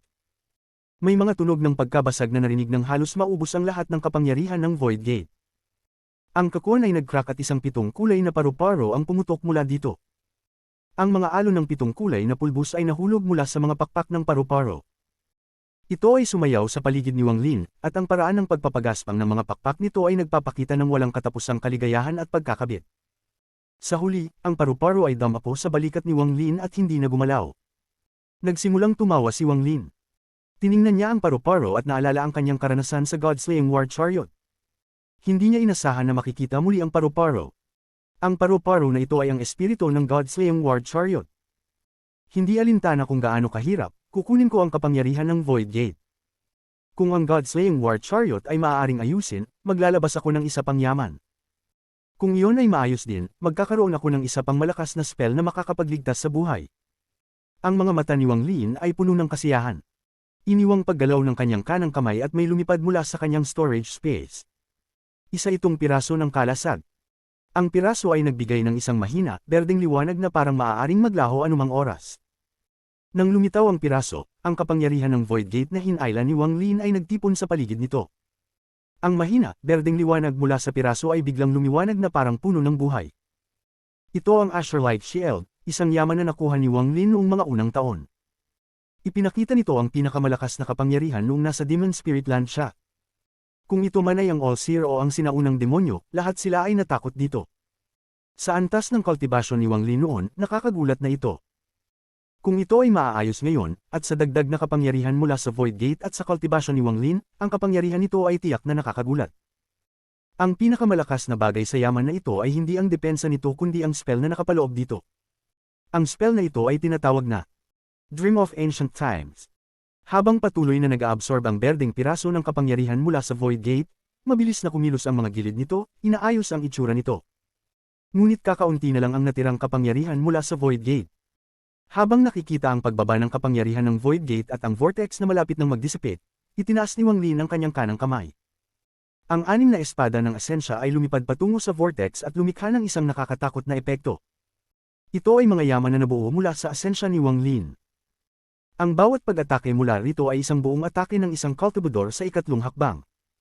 Habang umuugong ang rumble, ang vortex ay naging baluktot. Binuksan ni Wang Lin ang kanyang bibig at huminga. Gamit ang katotohanan na ang kanyang kaluluwa ay isang soul devourer, sinipsip niya ang mas maraming kapangyarihan mula sa Void Gate na hindi sa kanya. Habang hinihila ang kapangyarihan mula sa Void Gate, ang Azure-Light Shield ay naabsorb ng sapat at naibalik sa orihinal nitong hugis. Nakaramdam ng kasiyahan, iniwasin ni Wang Lin ang kanyang kanang kamay at lumabas ang Ancient God Gauntlet. Nang ma-absorb nito ang natitirang kapangyarihan mula sa Void Gate, ito ay na-recover din. Habang tumatawa, itinaas ni Wang Lin ang kanyang kanang kamay at nagbigay ng suntok sa vortex. Ang vortex ay gumuho habang umuugong ang rumble, ngunit isang hindi maipaliwanag na makapangyarihang kalooban ang lumabas mula sa bumagsak na vortex. Ang kaloobang ito ay labis na makapangyarihan, ngunit wala ni isang tao maliban kay Wang Lin ang makakapansin ito. Naramdaman ni Wang Lin na ang kaloobang ito ay ang unang espiritu na ipinanganak noong nilikha ang mundo. Para bang ang lahat ng nilalang sa Inner at Outer Realms ay ipinanganak mula sa kaloobang ito. Kung ito ay noong nakaraan, magtatanim si Wang Lin ng takot, ngunit sa oras na ito, ang makapangyarihang aura ng isang Grand Scholar ay sumabog mula sa kanyang katawan. Nakikita niya ang mga langit at lupa bilang mga langgam, kaya't paano siya matatalo ng kaloobang ito? Ngayon, hiniram ko ang kapangyarihan ng iyong Void Gate. Magbabalik loob ako sa iyo balang araw. Biglang umalingaw ang tinig ni Wang Lin. Sa loob ng kanyang katawan, ang Heaven-Defying Bead ay biglang gumalaw. Kabanata 1626 ang pangatlo. Ang kalooban ay sumugod mula sa bumagsak na vortex at nakipagbanggaan sa aura ni Wang Lin. Dahil dito, bahagyang kumupas ang mukha ni Wang Lin, ngunit hindi siya umatras ni isang hakbang. Tumayo siya ng tuwid at tumingin sa vortex.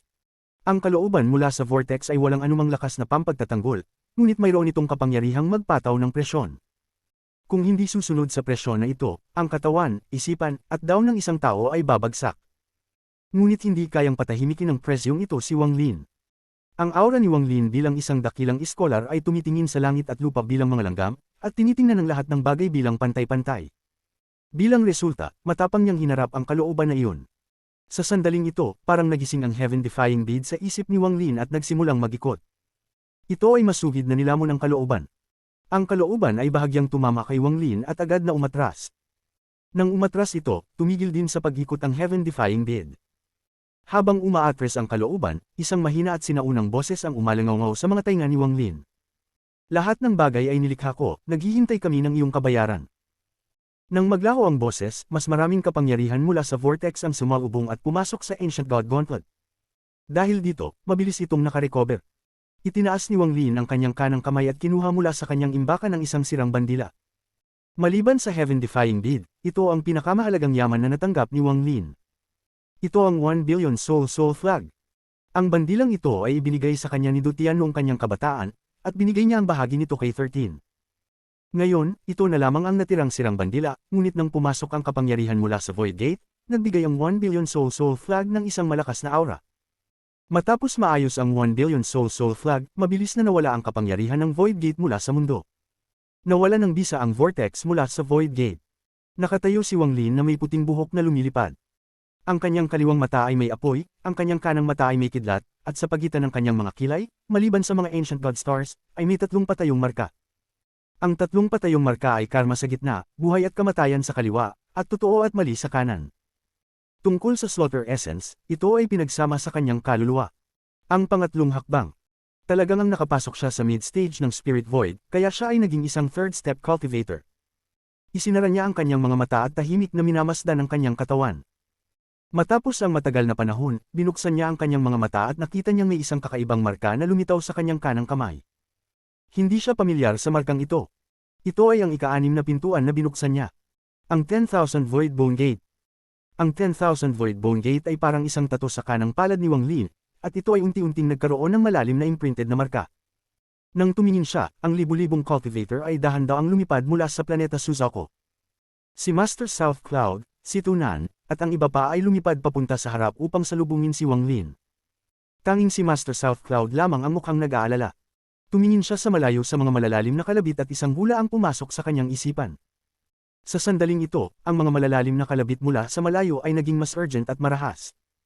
Itinaas ni Wang Lin ang kanyang ulo at tumingin sa malayo na may intensyon ng laban sa kanyang mga mata.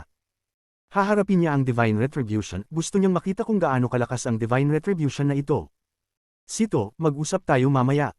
Ngayon, darating ang Divine Retribution. Pagkatapos kong mabasag ang Divine Retribution na ito, mag-iinuman tayo. Totoo nga ang Divine Retribution. Ang mga mata ni Master South Cloud ay kumurap. Tumigil siya at pinayagan ng kanyang mga manggas na huminto sa pag-usad ng iba. Ang Lord ng Sealed Realm ay dumaranas ng Divine Retribution. Maghihintay tayo sa labas at paprotektahan siya. Nang umalangaw-ngaw ang mga salita ni Master South Cloud, ang libu-libong cultivator ay huminto at unti-unting umatras. Nagbigay si Situna ng isang nag-aalalang sulyap kay Wang Lin. Divine Retribution. Noong binasag ko ang Void Gate, wala namang Divine Retribution. Si Wang Lin, siya, tinitingnan ni Situnan si Master South Cloud at nakita rin ang isang bahid ng alalahanin. Ang Lord ng Sealed Realm ay may kalooban na sumalungat sa langit at tinatawag na isang Heaven-defying cultivator. Ang mga Heaven-defying cultivator ay kailangang dumaan sa Divine Retribution, yan ang naipasa mula pa noong mga sinaunang panahon. Nakakita na ang matandang ito ng ilang Divine Retributions. Kaya't ang Lord ng Sealed Realm ay isang Heaven-defying cultivator din, tumingin si Master South Cloud sa malayo at nakita ang isang mas ng mga ulap na bumabagtas. Ang mga ulap ay walang katapusan, at patuloy silang lumalapit. Hindi pa umaabot ng 10 hininga pagkatapos umatras ang lahat, ang mga kalabit ng kidlat ay umalingaw sa mga tainga ng lahat. Ang ilang cultivator mula sa Inner Realm ay dumudugo mula sa kanilang mga butas at umatras sa takot. Ang mga ulap ay mabilis na bumalot kay Wang Lin hanggang hindi na siya makita ng lahat. Habang ang walang katapusang mga ulap ay bumabalot kay Wang Lin, isang hindi maipaliwanag na kapangyarihan ng langit ang tila bumuo ng hindi mabilang na mga higanteng hindi nakikitang kamay na sumwip sa lahat ng direksyon. Ang libu-libong cultivator mula sa Inner Realm, kasama na si Master South Cloud at si Situnan, ay tinulak pabalik ng puwersang ito. 10,000 talampakan, 100,000 talampakan, 10,000 kilometro, 100,000 kilometro. Ang mga kalabit ng kidlat ay umalingaw-ngaw. Habang ang mga ulap ay umaatungal, tila ang planeta Suzaku ay naitulak mula sa kanyang orbit at naglalayag. Mula sa malayo, ang tanawin ay mukhang labis na nakakagulat. Ang mga ulap ay kumalat hanggang ang lahat ng bagay sa loob ng 1,000,000 kilometro sa paligid ni Wang Lin ay nabalot. Wala ni isang cultivator o planetang may cultivator sa loob ng lugar. Si Wang Lin lang ang tanging tao sa loob. Tinitingnan ng hindi maipaliwanag na tanawin, ang lahat ng mga cultivator ay nag-aalala, lalo na si Situnan, na may matamlay na ekspresyon at gustong tumulong.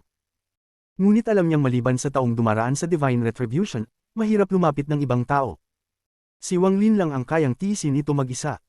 Ang Lord ng Sealed Realm ay isang Heaven-defying cultivator. Sa pamamagitan ng Divine Retribution na ito, ang kanyang cultivation ay mapapalakas at tataas siya sa lahat ng ating antas. Bulong ni Master South Cloud na parang nagsasalita siya sa kanyang sarili at pati na rin sa iba. Ang lahat ay tahimik na nag-isip. Mas malayo pa, sa kabila ng mga ulap, isang matandang lalaki na nakasuot ng lila ang lumabas. Mayroon siyang seryosong ekspresyon habang tinitingnan ang naglalagas na mga ulap, at ang kanyang mga mata ay nagbigay ng isang misteryosong liwanag. Napakalakas ng energy ng arrow.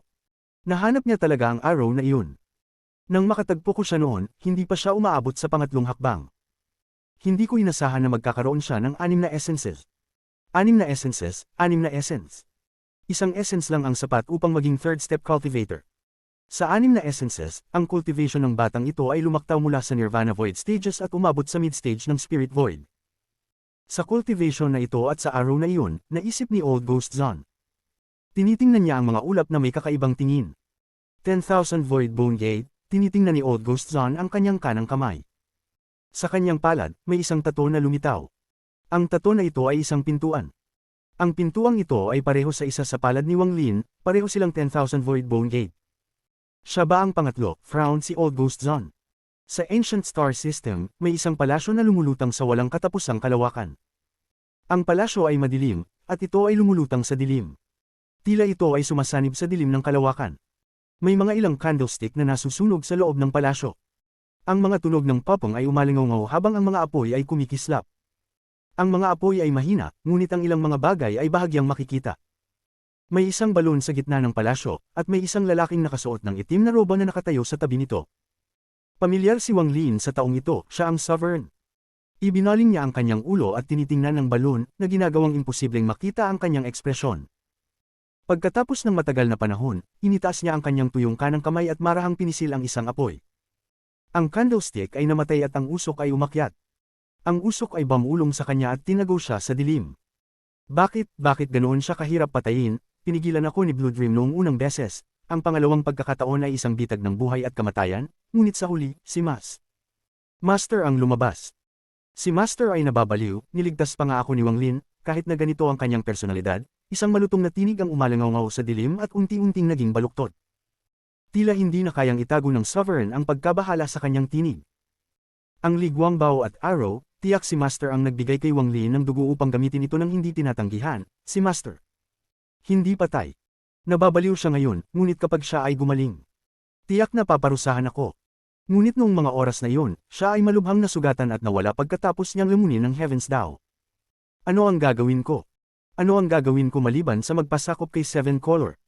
Ang katawan ng sovereign sa ilalim ng itim na roba ay tila nanginginig. Itinaas niya ang kanyang ulo at sumigaw sa empty palace hall. Ang Summoned River ay ganap ng okupado ng mga Outer Realm Cultivator. Sa katimugang rehiyon, maraming sirang planeta na may mga piraso ng bato na lumulutang sa paligid nila. Isa sa mga ito ay may 100 talampakang lapad. Ang batong ito ay hollow, at isang matandang lalaki na nakasuot ng puti ang nakaupo sa loob. Nagbibigay siya ng aura ng isang celestial at may isang patak ng dugo sa pagitan ng kanyang mga kilay. Ang patak ng dugo ay tila ganap na nagsanib sa kanya na mukhang nakakagulat. Mabagal niyang binuksan ang kanyang mga mata at itinaas ang kanyang kanang kamay. Matapos mag-isip ng kaunti, ang mga mata niya ay nagbigay ng kakaibang liwanag. Si Wang Lin ay talagang nakarating na sa pangatlong hakbang, ang plano na matagal nang inihanda ng matandang ito ay malapit nang magsimula. Matagal na akong naghintay para dito, estudyante. Huwag mong gawing wala ang iyong guro, ngumiti ang matandang lalaki sa puti. Siya ay labis na kalmado, na parabang ang lahat ay nangyayari ayon sa kanyang hula. Siya ang All-Seer, na matagal nang nawawala. Sa Brilliant Void, si Wang Lin ay nasa gitna ng walang katapusang mga ulap, kung saan tanging ang taong dumaraan sa Divine Retribution ang maaaring naruroon. Ang kanyang mga puting robo ay lumilipad at ang kanyang mga mata ay kalmado. May mga kamay siyang nakatago sa likod ng kanyang katawan habang nakatingin siya pataas. Ang mga ulap sa itaas niya ay umiikot at tila may hindi mabilang na mga silver snakes na gumagalaw sa loob. Isang vortex na mukhang isang malaking bibig ang nabuo. May tanong ako, ano ang karapatan ng langit upang magbigay sa akin ng retribution? Ngayon, hindi lang ako isang tao na dadaan sa isang retribution, ako rin ay isang taong magbibigay ng retribution. Thunder Retribution, sa aking pangalan, Wang Lin, magsimula. Chapter 1627, Aking Pagbabayad. Hindi alam ni Wang Lin kung may ibang nakaharap na ba ng Divine Retribution na may ganitong lakas at kalmadong puso tulad niya at nagbigay ng Divine Retribution sa langit. Hindi niya rin alam kung may gagawa nito sa mga susunod na taon pagkatapos niya. Ang alam lang niya, kailangan niyang ibuhos ang lahat ng lakas upang supilan ang Divine Retribution na ito. Ipaglalaban niya ang kanyang sarili upang maging daw ng langit, hindi upang parusahan ang buhay kundi upang parusahan ang Divine Retribution na ito. Ito ay isang laban ng dalawang Divine Retribution. Isang bagay na hindi pa nangyari kailanman. Habang nagsasalita si Wang Lin, kumislap ang thunder mark sa kanyang kanang mata at umusbong ang walang katapusang kidlat mula sa ilalim ng malaking vortex. Sa isang iglap, ilang kidlat mula sa kanyang kanang mata ang tumama sa kanyang mukha at katawan. Sa huli, ang kidlat ay damaloy sa kanyang puting buhok, naglalabas ng tunog na parang pop. Mula sa malayo, para bang suot ni Wang Lin ang kidlat. Siya ay naging hari ng kidlat. Sumabog ang tunog ng kulog at ang vortex sa itaas ay umikot pa ng mas mabilis. Habang umiikot ito, nagtipon ng walang katapusang kidlat sa gitna. Isang berdeng liwanag ang kumislap sa gitna. Ang unang Divine Retribution ni Wang Lin, ang Thunder Retribution, ay lumitaw. Ang berdeng liwanag ay tumagos sa milyong kilometro ng ulap. Mula sa labas, ang mga ulap ay naging berde. Isang nakamamanghang tanawin, ngunit nakakatakot din. Ngunit sa mata ni Wang Lin, ang berdeng liwanag ay bumuo ng isang malaking kidlat sa kailaliman ng vortex. Naglabas ito ng kakaibang aura na hindi kabilang sa mundong ito. Galing ito sa isang hindi kilalang lugar at sumabog mula sa vortex patungo kay Wang Lin na may nakaririmarim na tunog. Para itong isang mabagsik na berdeng dragon na nais lamunin si Wang Lin. Nais nitong lamunin si Wang Lin at sirain siya upang pigilan ng isang third step cultivator na tumutol sa langit. Nanatiling kalmado si Wang Lin at matalim na tinutok ang kanyang mata sa vortex sa itaas. Ang kanyang tingin ay tumutok sa berdeng kidlat at kumislap ang kanyang mga mata. Ngayon, ako, si Wang Lin, ay magbibigay ng retribution sa Divine Retribution. Ang una ay tatawaging aking Will Thunder Retribution. Habang nagsasalita si Wang Lin, sumabog ang kidlat mula sa kanyang katawan at kumalat ng mabangis. Sa isang iglap, isang malaking thunder mark ang lumitaw sa itaas ni Wang Lin. Ang thunder mark na ito ay lubos na naiiba mula sa berdeng kidlat. Ito ay pula, dugo pula. Ang dugong pulang liwanag na ito ay nagbigay ng walang katapusang pulang glow at naging Thunder Retribution na pag-aari ni Wang Lin. Ang pulang kidlat ay nagdulot ng pagbabago ng kulay sa buong mundo. Pinalipad nito ang mga ulap at yumanig ang buong Brilliant Void. Itinaas ni Wang Lin ang kanyang kanang kamay at itinutok sa bumababang berdeng Heavenly Thunder. Ang pulang Thunder Mark ay kumilos at naging isang kidlat na tumama paitaas. Ang tanawin na ito ay labis na nakakagulat. Kung titingnan mula sa malayo, malinaw na makikita ang isang berdeng kidlat at isang pulang kidlat na tumatama sa isa't isa mula sa itaas at ibaba sa hindi maipaliwanag na bilis. Hindi madaling malaman kung alin sa mga ito ang Divine Retribution. Maaaring pakiramdam ng iba na parehong Divine Retribution ang dalawa. Nagiging mahirap din malaman kung ang langit ay nagpaparusa kay Wang Lin o kung si Wang Lin ang nagpaparusa sa langit. Sa isang iglap, ang dalawang kidlat ng langit ay nagsalpukan at lumikha ng isang malakas na impact. Para silang dalawang meteor na nag-uubos at nagkakansela sa isa't isa. Habang ang mga tunog ng kulog ay gumugol, ang berdeng kidlat ay mabilis na naglaho. Pagkatapos ng ilang hininga, lumiit ito at hindi na makagalaw, at pagkatapos ay nilamon ito ng pulang kidlat ni Wang Lin.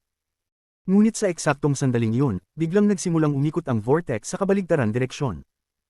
Nagbigay ng tunog ng kulog at isa pang berdeng kidlat ang lumitaw. Pagsamahin ito sa unang kidlat at pinilit nitong pigilan ang pulang kidlat ni Wang Lin. Hindi lang isa. Ang pangatlo, pang-apat, pang-lima, hanggang sa ang siyam na kidlat ay sabay-sabay na bumagsak at pinagsama sa unang kidlat. Ang walang katapusang kidlat ay parang isang baha na naisirain ng mundo. Mabilis na naglaho ang pulang kidlat ni Wang Lin sa ilalim ng biglaang pinalaking berdeng kidlat. Isang shockwave na puno ng kidlat ang kumalat sa lahat ng direksyon at pinaurong ang mga ulap. Ito ay nagdulot ng takot sa mga nasa labas, kay Sitonan at sa iba pa. Gayunpaman, hindi ito nakapagpasigla kay Old Ghost Zon. Tahimik niyang tiningnan ang hinaharap na parabang nakikita niya ang lahat at bahagyang umiling. Hindi siya dapat ang pangatlo. Kung siya nga, hindi siya magiging ganito kaina. Kalimutan na, hinanap ko na ang pangatlo sa loob ng maraming taon. Hindi magiging madali, napabuntong hininga si Old Ghost Zon habang binawi ang kanyang tingin mula sa mga ulap at nagmukhang nawalan ng interes, handang umalis. Ngunit, habang papalabas na siya, bigla siyang nagsalita at mabilis na lumingon.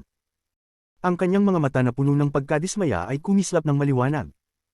Sa kailaliman ng fog, ang puting buhok ni Wang Lin ay gumalaw ng walang hangin. Nawala ang pulang kidlat at ang napakalaking berdeng kidlat na puno ng mapanirang lakas ay bumababa. Si Wang Lin ay kumilos at bigla siyang nawala. Nang muling magpakita, siya ay direktang nasa ilalim ng berdeng kidlat. Itinaas ang kanyang kanang kamay at dahan-daw ang ipinres ang walang katapusang berdeng kidlat. Hindi ko alam kung saan galing ang kidlat na ito. Ako, si Wang Lin, ay naunawaan ang essence ng kidlat at ako ang Panginoon ng lahat ng kidlat. Sumunod kayo sa akin o, magwasak.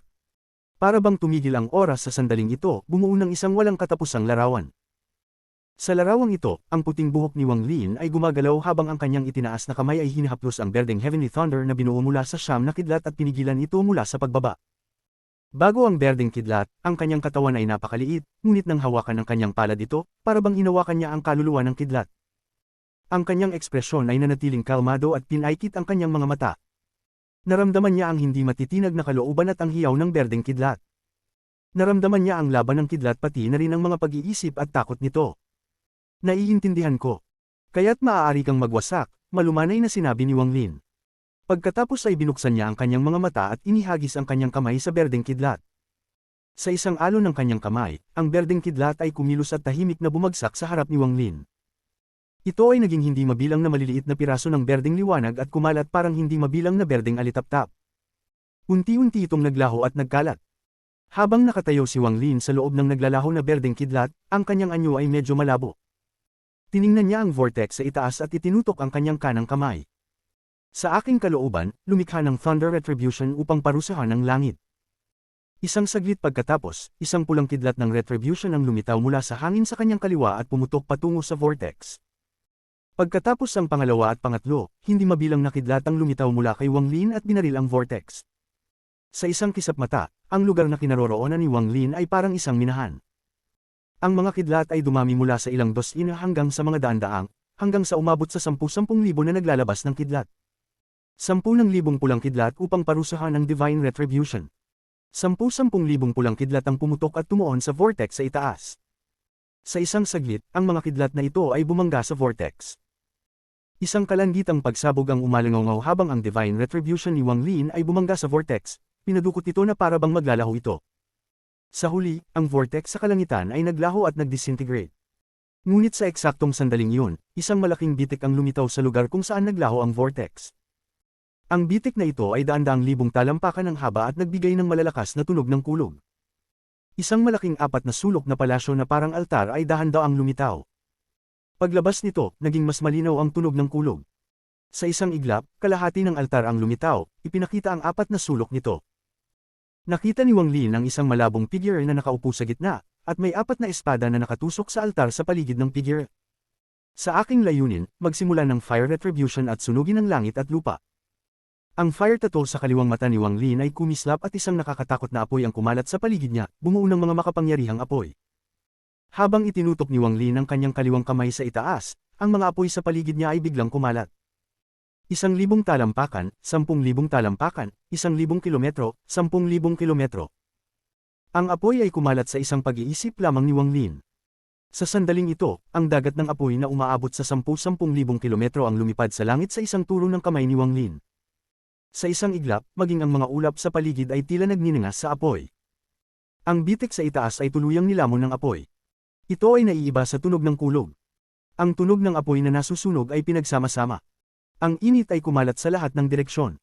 Isang kislap ng lamig ang nakita sa mata ni Wang Lin. Inihagis niya ang kanyang manggas at tumapat ng isang hakbang. Siya ay nagpakita sa loob ng dagat ng apoy malapit sa bitik sa isa sa apat na sulok ng altar. Pagkatapos, itinaas niya ang kanyang kanang kamay at diretsyong pinindot ang malabong figure na nakaupo sa altar. Habang pinipindot niya ito, ang kanyang kamay ay nagtipon upang maging isang kamao, na parabang may hinahawakan. Karma Print. Kabanata 1628 Fantasya at Realidad ng Pagpaparusa. Ang nakabukas na palad ni Wang Lin ay kumakatawan sa karmang sanhi, at ang nakasara niyang palad ay kumakatawan sa karmang epekto. Ang karma print ay pumutok at ang altar ay umalog. Ang dalawang sulok na lumabas mula sa bitik ay naglabas ng malalakas na tunog ng kulog. Maraming mga bitik ang lumitaw sa dalawang sulok na iyon at bigla itong gumuho. Ang walang katapusang mga piraso ay nagkalat at nasunog ng apoy. Kung ang dalawang sulok lamang ang gumuho, hindi ito nakakapagtaka. Ngunit, sa ilalim ng pagsabog ng karma print, hindi lamang ang dalawang sulok ang gumuho, kundi pati na rin ang apat na espada sa paligid ng malabong figure na nanginginig at nagbigay ng malulungkot na tunog. Apat na usok na aura ang nahugot mula sa apat na espada ni Wang Lin. Hindi ito nakikita ng mata, ngunit maaaring makita gamit ang divine sense. Lumipad ito patungo sa kamay ni Wang Lin at nahuli. Habang ang apat na aura ay naglalaho, ang apat na espada na kinatatakutan ni Wang Lin noon ay nawala ng anumang kislap. Para itong mga ordinaryong espada na walang anumang espiritu. Ngunit, hindi pa dito natatapos ang lahat. Wala ni isang bagay na may esensya ang makakaligtas mula sa karma print, sapagkat ang spell na ito ay sobrang makapangyarihan. Hindi karapat-dapat ang mga ordinaryong tao na makaiwas dito. Maging ang mga cultivator ng ikatlong hakbang tulad ng batang binata na may berdeng balabal ay natatakot sa harap nito. Ang altar ay nag-alog ng malakas at tila may isang aura na nahugot mula rito. Nagpatuloy ito sa paglilindol, at ang mga bitik ay kumalat na parang mga sapot ng gagamba sa buong altar. Ang lahat ng ito ay nangyari sa isang saglit, at nang isara ni Wang Lin ang kanyang kanang kamay, isang malamig na liwanag ang kumislap sa kanyang mga mata. Wasakin. Sa isang salita, isang nakakatakot na tunog ng kulog ang nagmula sa altar. Maging ang kalahating bahagi nito na hindi pa nakalabas mula sa bitek ay gumuho. Ang walang katapusang mga piraso ay naging isang bagyo, ngunit sa sandaling lumitaw ang bagyo, ito ay nilamon ng apoy sa paligid. Isang malakas na sigaw ang nagmula mula sa loob ng gumuho na altar.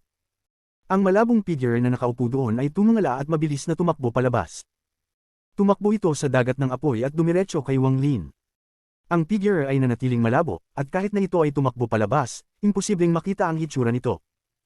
Itinaas nito ang kamay at tila nagbulong ng isang spell. Ang kanang kamay nito ay naglabas ng dilaw na liwanag at tinadyakan patungo kay Wang Lin. Buhay! Si Wang Lin ay humalukip-kap ng malamig. Hindi siya umiwas o nagtago. Inalag niya ang kanyang manggas at ang puting gas ay pumulibot sa kanyang kaliwang kamay habang direktang hinarap ang dilaw na palad. Nagbanggaan ang dalawang palad at isang malakas na tunog ng kulog ang umalingaw-ngaw. Ang figure ay napilitan na umatras ng ilang hakbang. Ang ordinaryong lakas ng buhay ay walang kakayahang makapinsala, ngunit si Wang Lin ay nakapag-aral ng buhay at kamatayan. Ang lakas ng buhay na ipinakilala ngayon ay ginamit upang tulungan ang paglikha ng kamatayan. Nagtataka ka bang umatake laban sa akin gamit ang ganitong lakas? Si Wang Lin ay gumalaw at nagpakita sa harap ng umatras na figure. Itinaas niya ang kanang kamay at ang itim na gas ay pumulibot dito. Habang lumalapit siya sa figure, pinigan niya ang kanang kamay sa dibdib nito. Kamatayan. Habang pinipiga niya, ang itim na gas sa kanyang kanang kamay ay sumabog sa figure at pinalakas ang lakas ng buhay na ipinakilala kanina. Ang aura ng buhay at kamatayan sa loob nito ay nakumpleto ang isang siklo at nabuo ang life and death seal.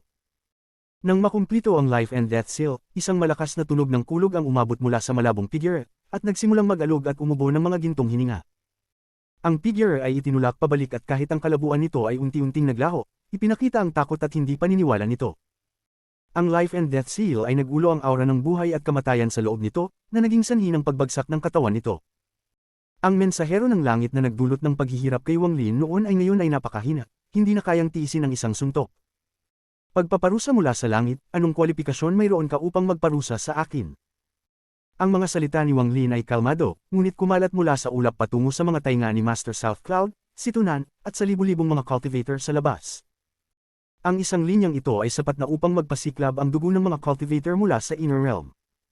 Ang linyang ito ay sobrang taas ang kay-abangan, ngunit walang nagtanong tungkol dito. Si Wang Lin ay nagtiis ng mahigit 1,000 taon upang masabi ito. Mula nang unang humarap siya sa Divine Retribution sa Demon Spirit Land, nagtiis siya hanggang sa araw na ito. Ngayon, mayroon na siyang karapat-dapat na ituro ang langit at tanungin kung anong karapatan nito upang parusahan siya. Tanungin ang langit kung anong karapatan nito upang kunin si Limuan. Tanungin ang langit kung sino ang nagbigay sa kanya ng karapatang parusahan ng iba pang nilalang. Tanungin ang langit kung sino ang nagbigay sa kanya ng karapatang maging langit. Ang malalakas na tunog ng kulog ay umabot at ang milyong kilometro ng mga ulap ay parang nagalit.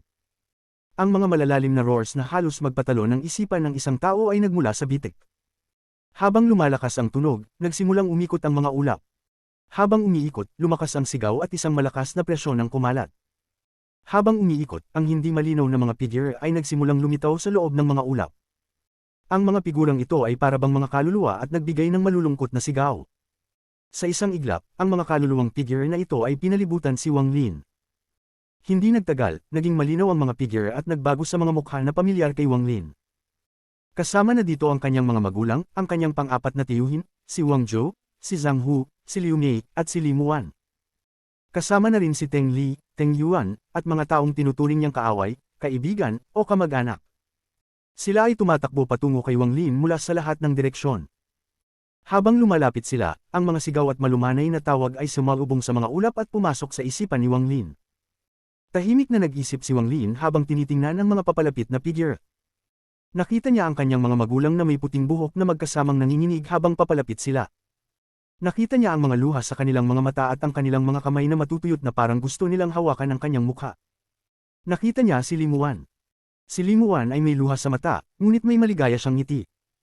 Pinunasan niya ang kanyang mga luha at tahimik na lumakad patungo kay Wang Lin. Nakita niya si Liu Mei, na may hawak na sanggol na napapaligiran ng itim na gas. Ang iyak ng sanggol ay matalim at kayang pumasok sa isipan ng isang tao. Marami pa siyang nakita niya ang lahat. Ang tagpong ito ay sobrang totoo, at ito ay nabuo ng divine retribution, kaya mahirap sabihin kung ito ay tunay o hindi. Nagbigay ito ng ilusyon na maaari itong magbago mula sa totoo at mali sa isang iglap. Kapag naniniwala ka na lahat ay peke at winawasak mo ito, maaaring makita mong lahat ay totoo. Matapos mo lamang sirain ang huling kaluluwa ng iyong mga mahal sa buhay sa mundong ito. Habang tahimik na nag-iisip si Wang Lin, mas marami pang mga figure ang lumapit sa kanya. Ang mga figurang ito ay pumulibot sa kanya at patuloy na lumalapit. Si Wang Lin ay nagbuntong hininga, tiningnan ng malalim ang mga figure sa paligid, at isinara ang kanyang mga mata. Naunawaan niya ang tunay at pekeng asensya, kaya wala itong epekto sa kanya.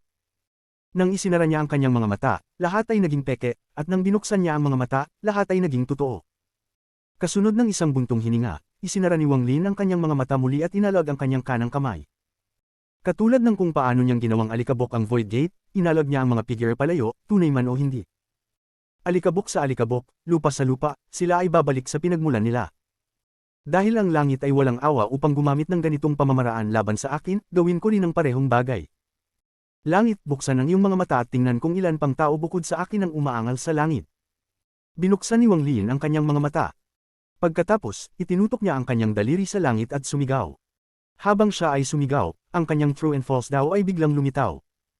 Sa loob ng malalakas na ulap, habang si Wang Lin ay sumisigaw, maraming malabong figure ang lumitaw. Ang mga figurang ito ay nabuo mula sa true and false daw ni Wang Lin. Kung sasabihin mong totoo sila, sila ay totoo. Ngunit kung sasabihin mong peke, peke sila. Kabilang sa mga figurang ito ay si Zhou Yi, na may hawak na bangkay ng babae at sumisigaw ng malungkot patungo sa langit. Kabilang sa mga figurang ito ay si Bai Fan, na itinuturo ang langit at tumawa na parang baliw. Kabilang sa mga figurang ito ay si Qing Shui, na muling naalala ang kanyang mga alaala at sumigaw patungo sa langit.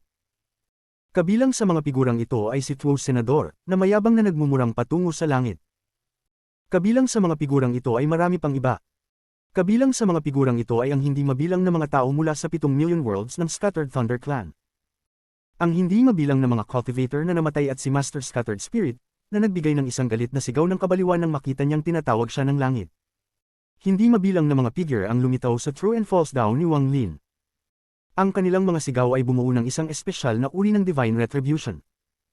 Ginamit ng Divine Retribution ng langit ang ilusyon laban kay Wang Lin, kaya't ginamit ni Wang Lin ang kanyang true and false daw upang bumuo ng divine retribution bilang tugon. Habang ang mga sigaw ay umabot sa langit, isang hindi nakikitang lakas ang pumasok sa bitik. Gayunpaman, walang reaksyon mula sa bitik, at ang sigaw mula sa loob ay hindi natigil. Hindi sapat, isinara ni Wang Lin ang kanyang mga mata at kumalat ang kanyang divine sense sa lahat ng direksyon. Sa isang saglit, ang kanyang divine sense ay kumalat sa buong brilliant void. Pumasok ang kanyang divine sense sa bawat planeta ng cultivation at tiningnan ang mga alaala ng kaluluwa ng bawat planeta. Mula sa sinaunang panahon, ang sinuman na nabuhay sa Brilliant Void Realm, maging mortal o cultivator, ay nagbigay ng mga sigaw ng galit habang tinatanaw ang langit.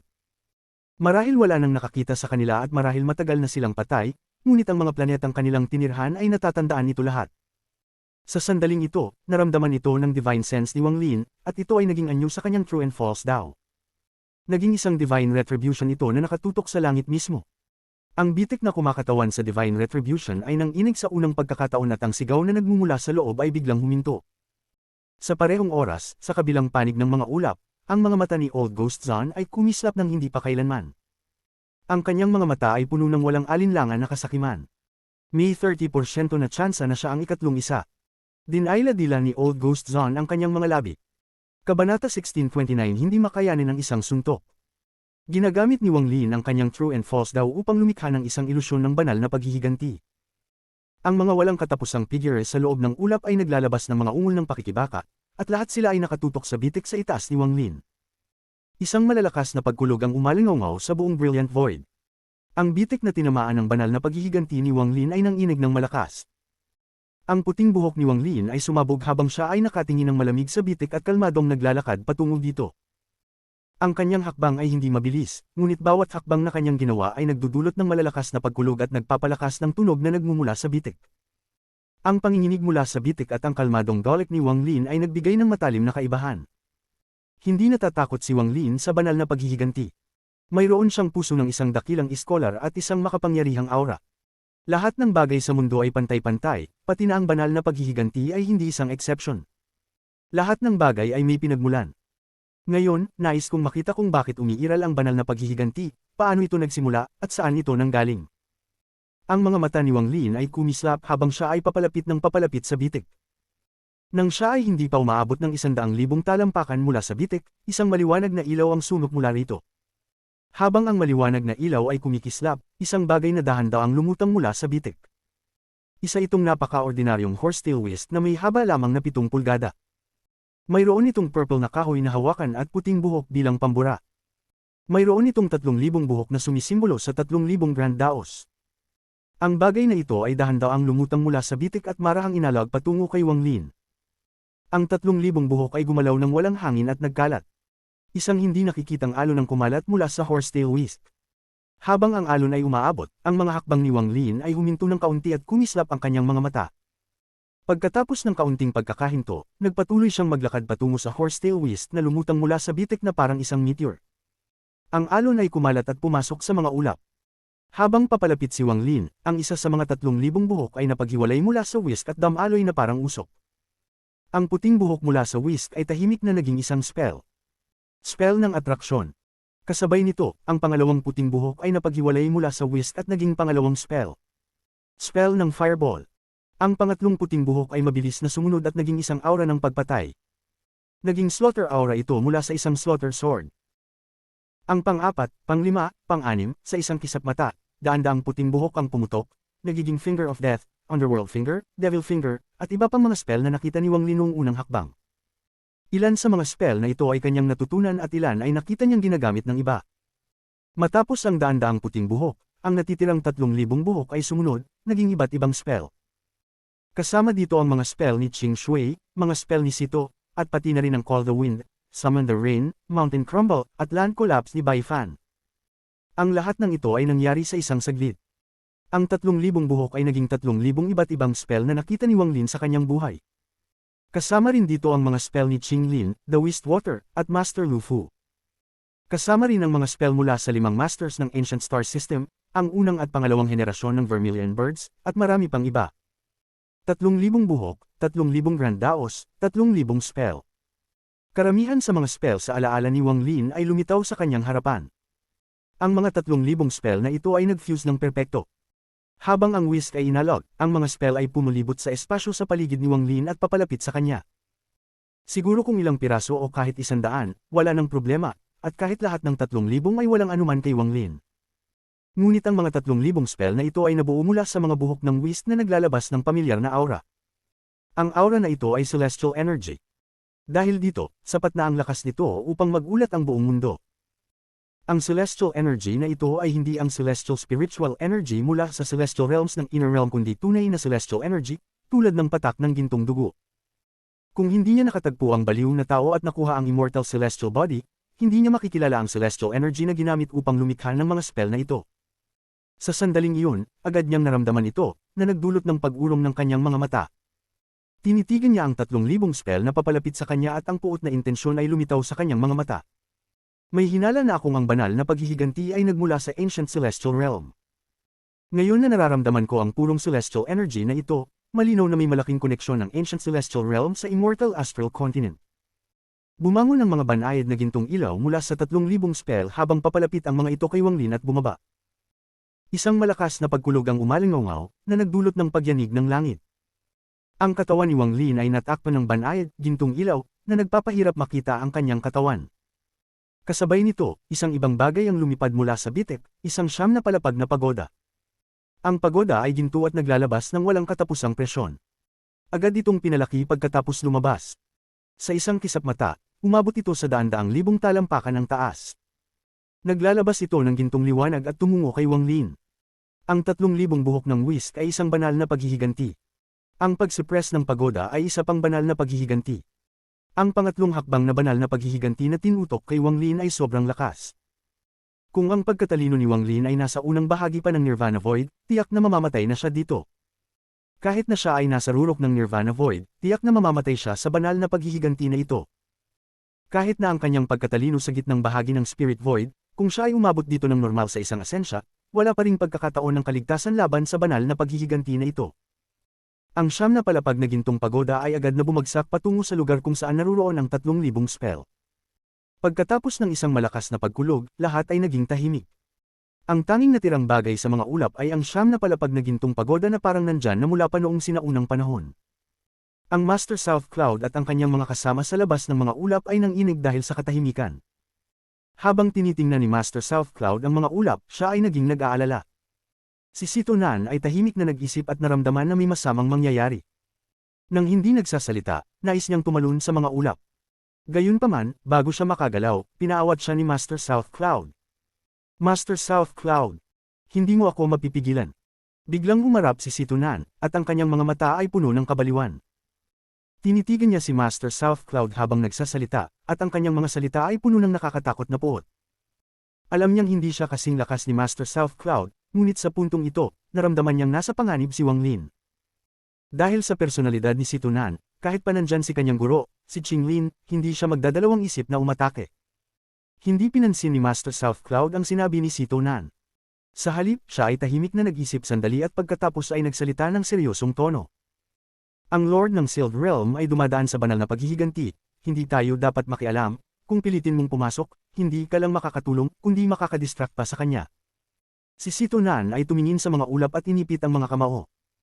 Pagkatapos mag-isip ng sandali, ang kanyang malalim na boses ay dahan-daang umalingaw. Hihintayin ko ng kalahating insenso. Kung pagkatapos ng oras na iyon ay mananatili pa itong tahimik, kailangan ko nang pumasok. Hindi nagsalita si Master South Cloud. Tinitingnan niya ang mga ulap at lalong nagiging nag-aalala. Sa kabilang dako, mas lalo pang natuwa si Old Ghost Zon. Ang kanyang mga mata ay kumislap ng kagalakan at dahan-dahan niyang sinabing, 3-9 West, Celestial Suppression Pagoda. Dapat mayroon pang isa na tinatawag na Fate Silang Ring, nang iset up niya ang banal na paghihiganti sa kuweba, inilagay niya ang 3 treasure ang iyon sa loob. Ang mga salita ni Old Ghost Zon ay naging hindi maintindihan at ang kanyang titig sa mga ulap ay naging mas kakaiba. Ang oras ay dahan-daang lumipas. Ang kalahating insenso na panahon ay parang mga taon para kay Sito Nan. Ang libu-libong cultivators mula sa Inner Realm ay naging nerbyoso at may masamang pakiramdam sa kanilang mga puso. Makakayanan kaya ng Lord ng Sealed Realm ang kanyang banal na paghihiganti. Imposible, hindi pwedeng magtagumpay ang Lord ng Sealed Realm. Tahimik na matagal, ano ba nangyayari doon? Ang takot ay nagsimulang magugat sa puso ng mga cultivators, na lalo pang nagpapalala ng kanilang pagkabahala. Si Sito Nan ay nahirapang pigilan ang kanyang sarili. Nang ang kalahating insenso ay malapit ng matapos at si Sito Nan ay halos tatakbo na papunta sa mga ulap, isang malalakas na pagkulog ang umalingaw. Mula sa mga ulap, ang pagoda ay biglang nanginig. Ang pagkulog ay mula sa loob ng pagoda. May kaguluhan sa loob ng pagoda. Ang katawan ni Wang Lin ay napalilibutan ng 3,000 buhok na nagmula sa 3,000 spell. Mukhang bumalik ito sa kanilang orihinal na anyo at tinatakan si Wang Lin. Sa loob ng pagoda, ang mga pagsabog ng gintong liwanag ay sobrang dominado. Ang liwanag ay nais na masaktan si Wang Lin, nais gamitin ang celestial energy upang matuno siya. Gayunpaman, hindi alam ng banal na paghihiganti na sa pagitan ng mga kilay ni Wang Lin ay naruroon ang pinakamalinaw na celestial bloodline. Ang tinatawag na banal na paghihiganti ay may ganitong mga spell lamang, kung ganito lang, ang banal na paghihiganti na ito ay sobrang hina. Ang katawan ni Wang Lin ay napapalibutan ng 3,000 buhok. Inalab niya ang kanyang ulo at kumilos. Ang mga sinaunang bituin ng Diyos sa pagitan ng kanyang mga kilay ay nagsimulang mag-ikot ng mabilis, at habang ang sinaunang Diyos na kapangyarihan ay dumadaloy sa kanyang katawan, ang katawan niya ay lumaki ng mabilis. 100 talampakan, 300 talampakan, 1,000 talampakan, hanggang siya ay naging libu-libong talampakan ng taas, tulad ng isang higanti. Ang mga buhok sa paligid niya ay pinilit na ituwid at ilan ay naputol. Nang si Wang Lin ay naging anyo ng sinaunang Diyos, ang kanyang sinaunang Diyos na kapangyarihan ay kumalat at pinabagsak lahat ng mga buhok. Hindi man lang nakayanin ng isang suntok, inalab ni Wang Lin ang kanyang ulo muli at pagkatapos ay humakbang pataas. Ang kanyang kanang kamay ay bumuo ng kamao at ibinato ang isang suntok patungo sa tuktok ng pagoda. Kabanata 1630 Fate Silang Ring. Ang ulo ng Ancient One ay lumitaw sa likod ni Wang Lin. Hindi ito malabo kundi halos materyal. Habang lumulutang ito sa likod ni Wang Lin, ito ay umungol ng isang malakas na tunog na parang yayanig sa langit.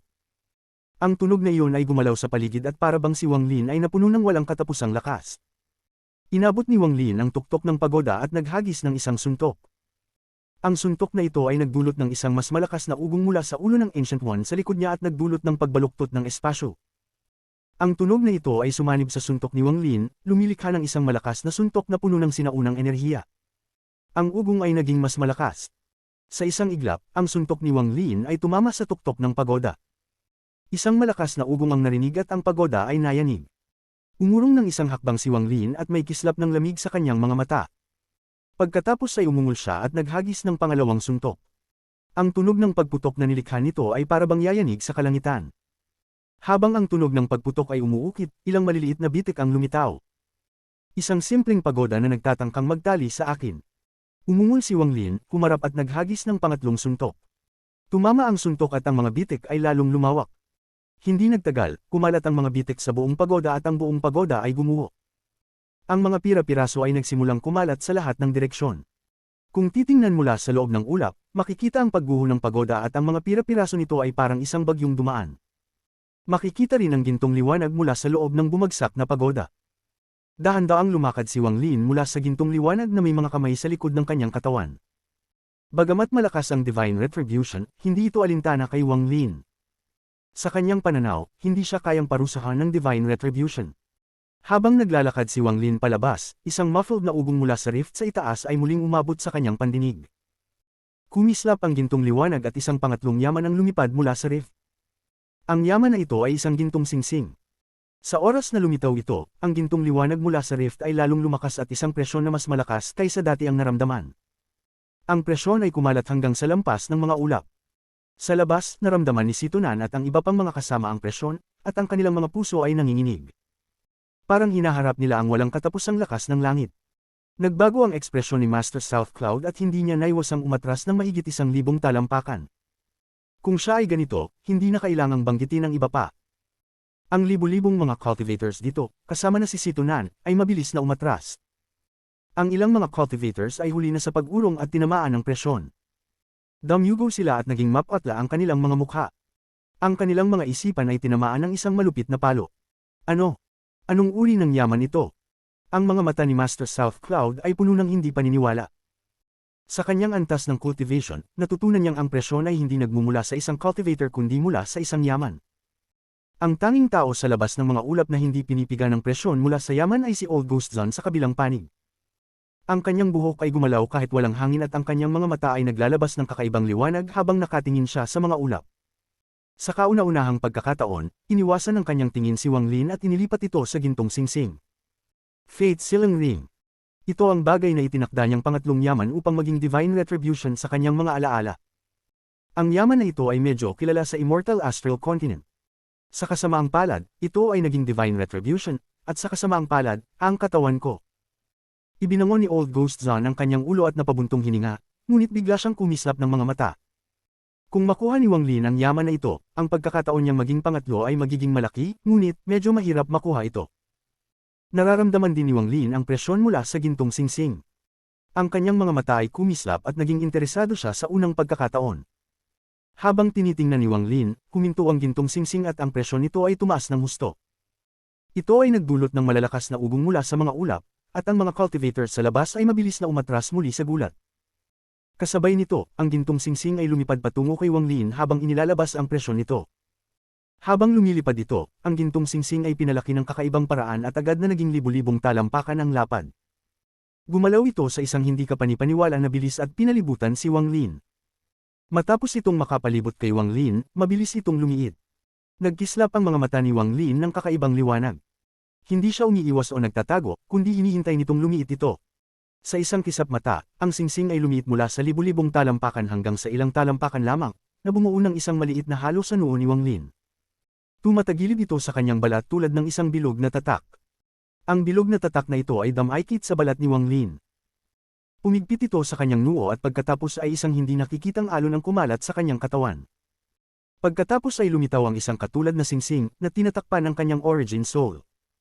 Hindi pa dito natatapos. Matapos takpan ng kanyang origin soul, ang alon ay patuloy na pumasok. Wala itong anyo sa simula, kaya pumasok ito sa kaluluwa ni Wang Lin at tinatakan ito.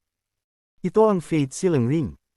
Isinara ni Wang Lin ang kanyang mga mata at nanatiling kalmado, para bang ang singsing sa kanyang noo ay hindi umiiral.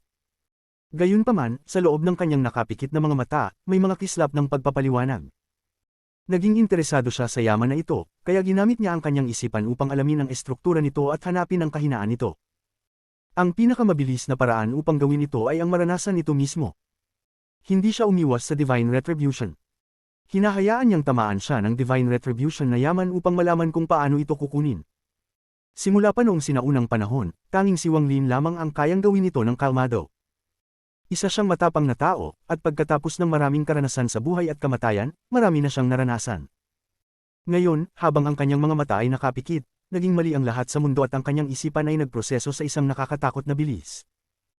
Pinagsama niya ang kanyang Ancient God Body, ang kanyang Cultivator Body, ang kanyang 5 esensya, ang kanyang mahigit sa 2,000 taon ng cultivation, at ang kanyang karunungan bilang isang malaking iskolar upang lumikha ng isang nakakatakot na lakas ng pagkalkula.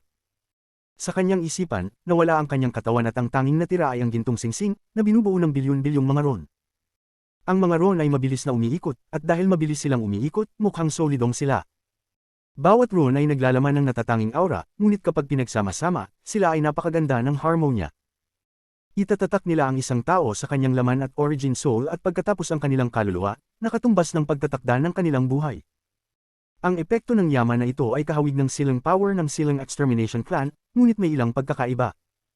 Ang lahat ng ito ay nangyari sa isang iglap.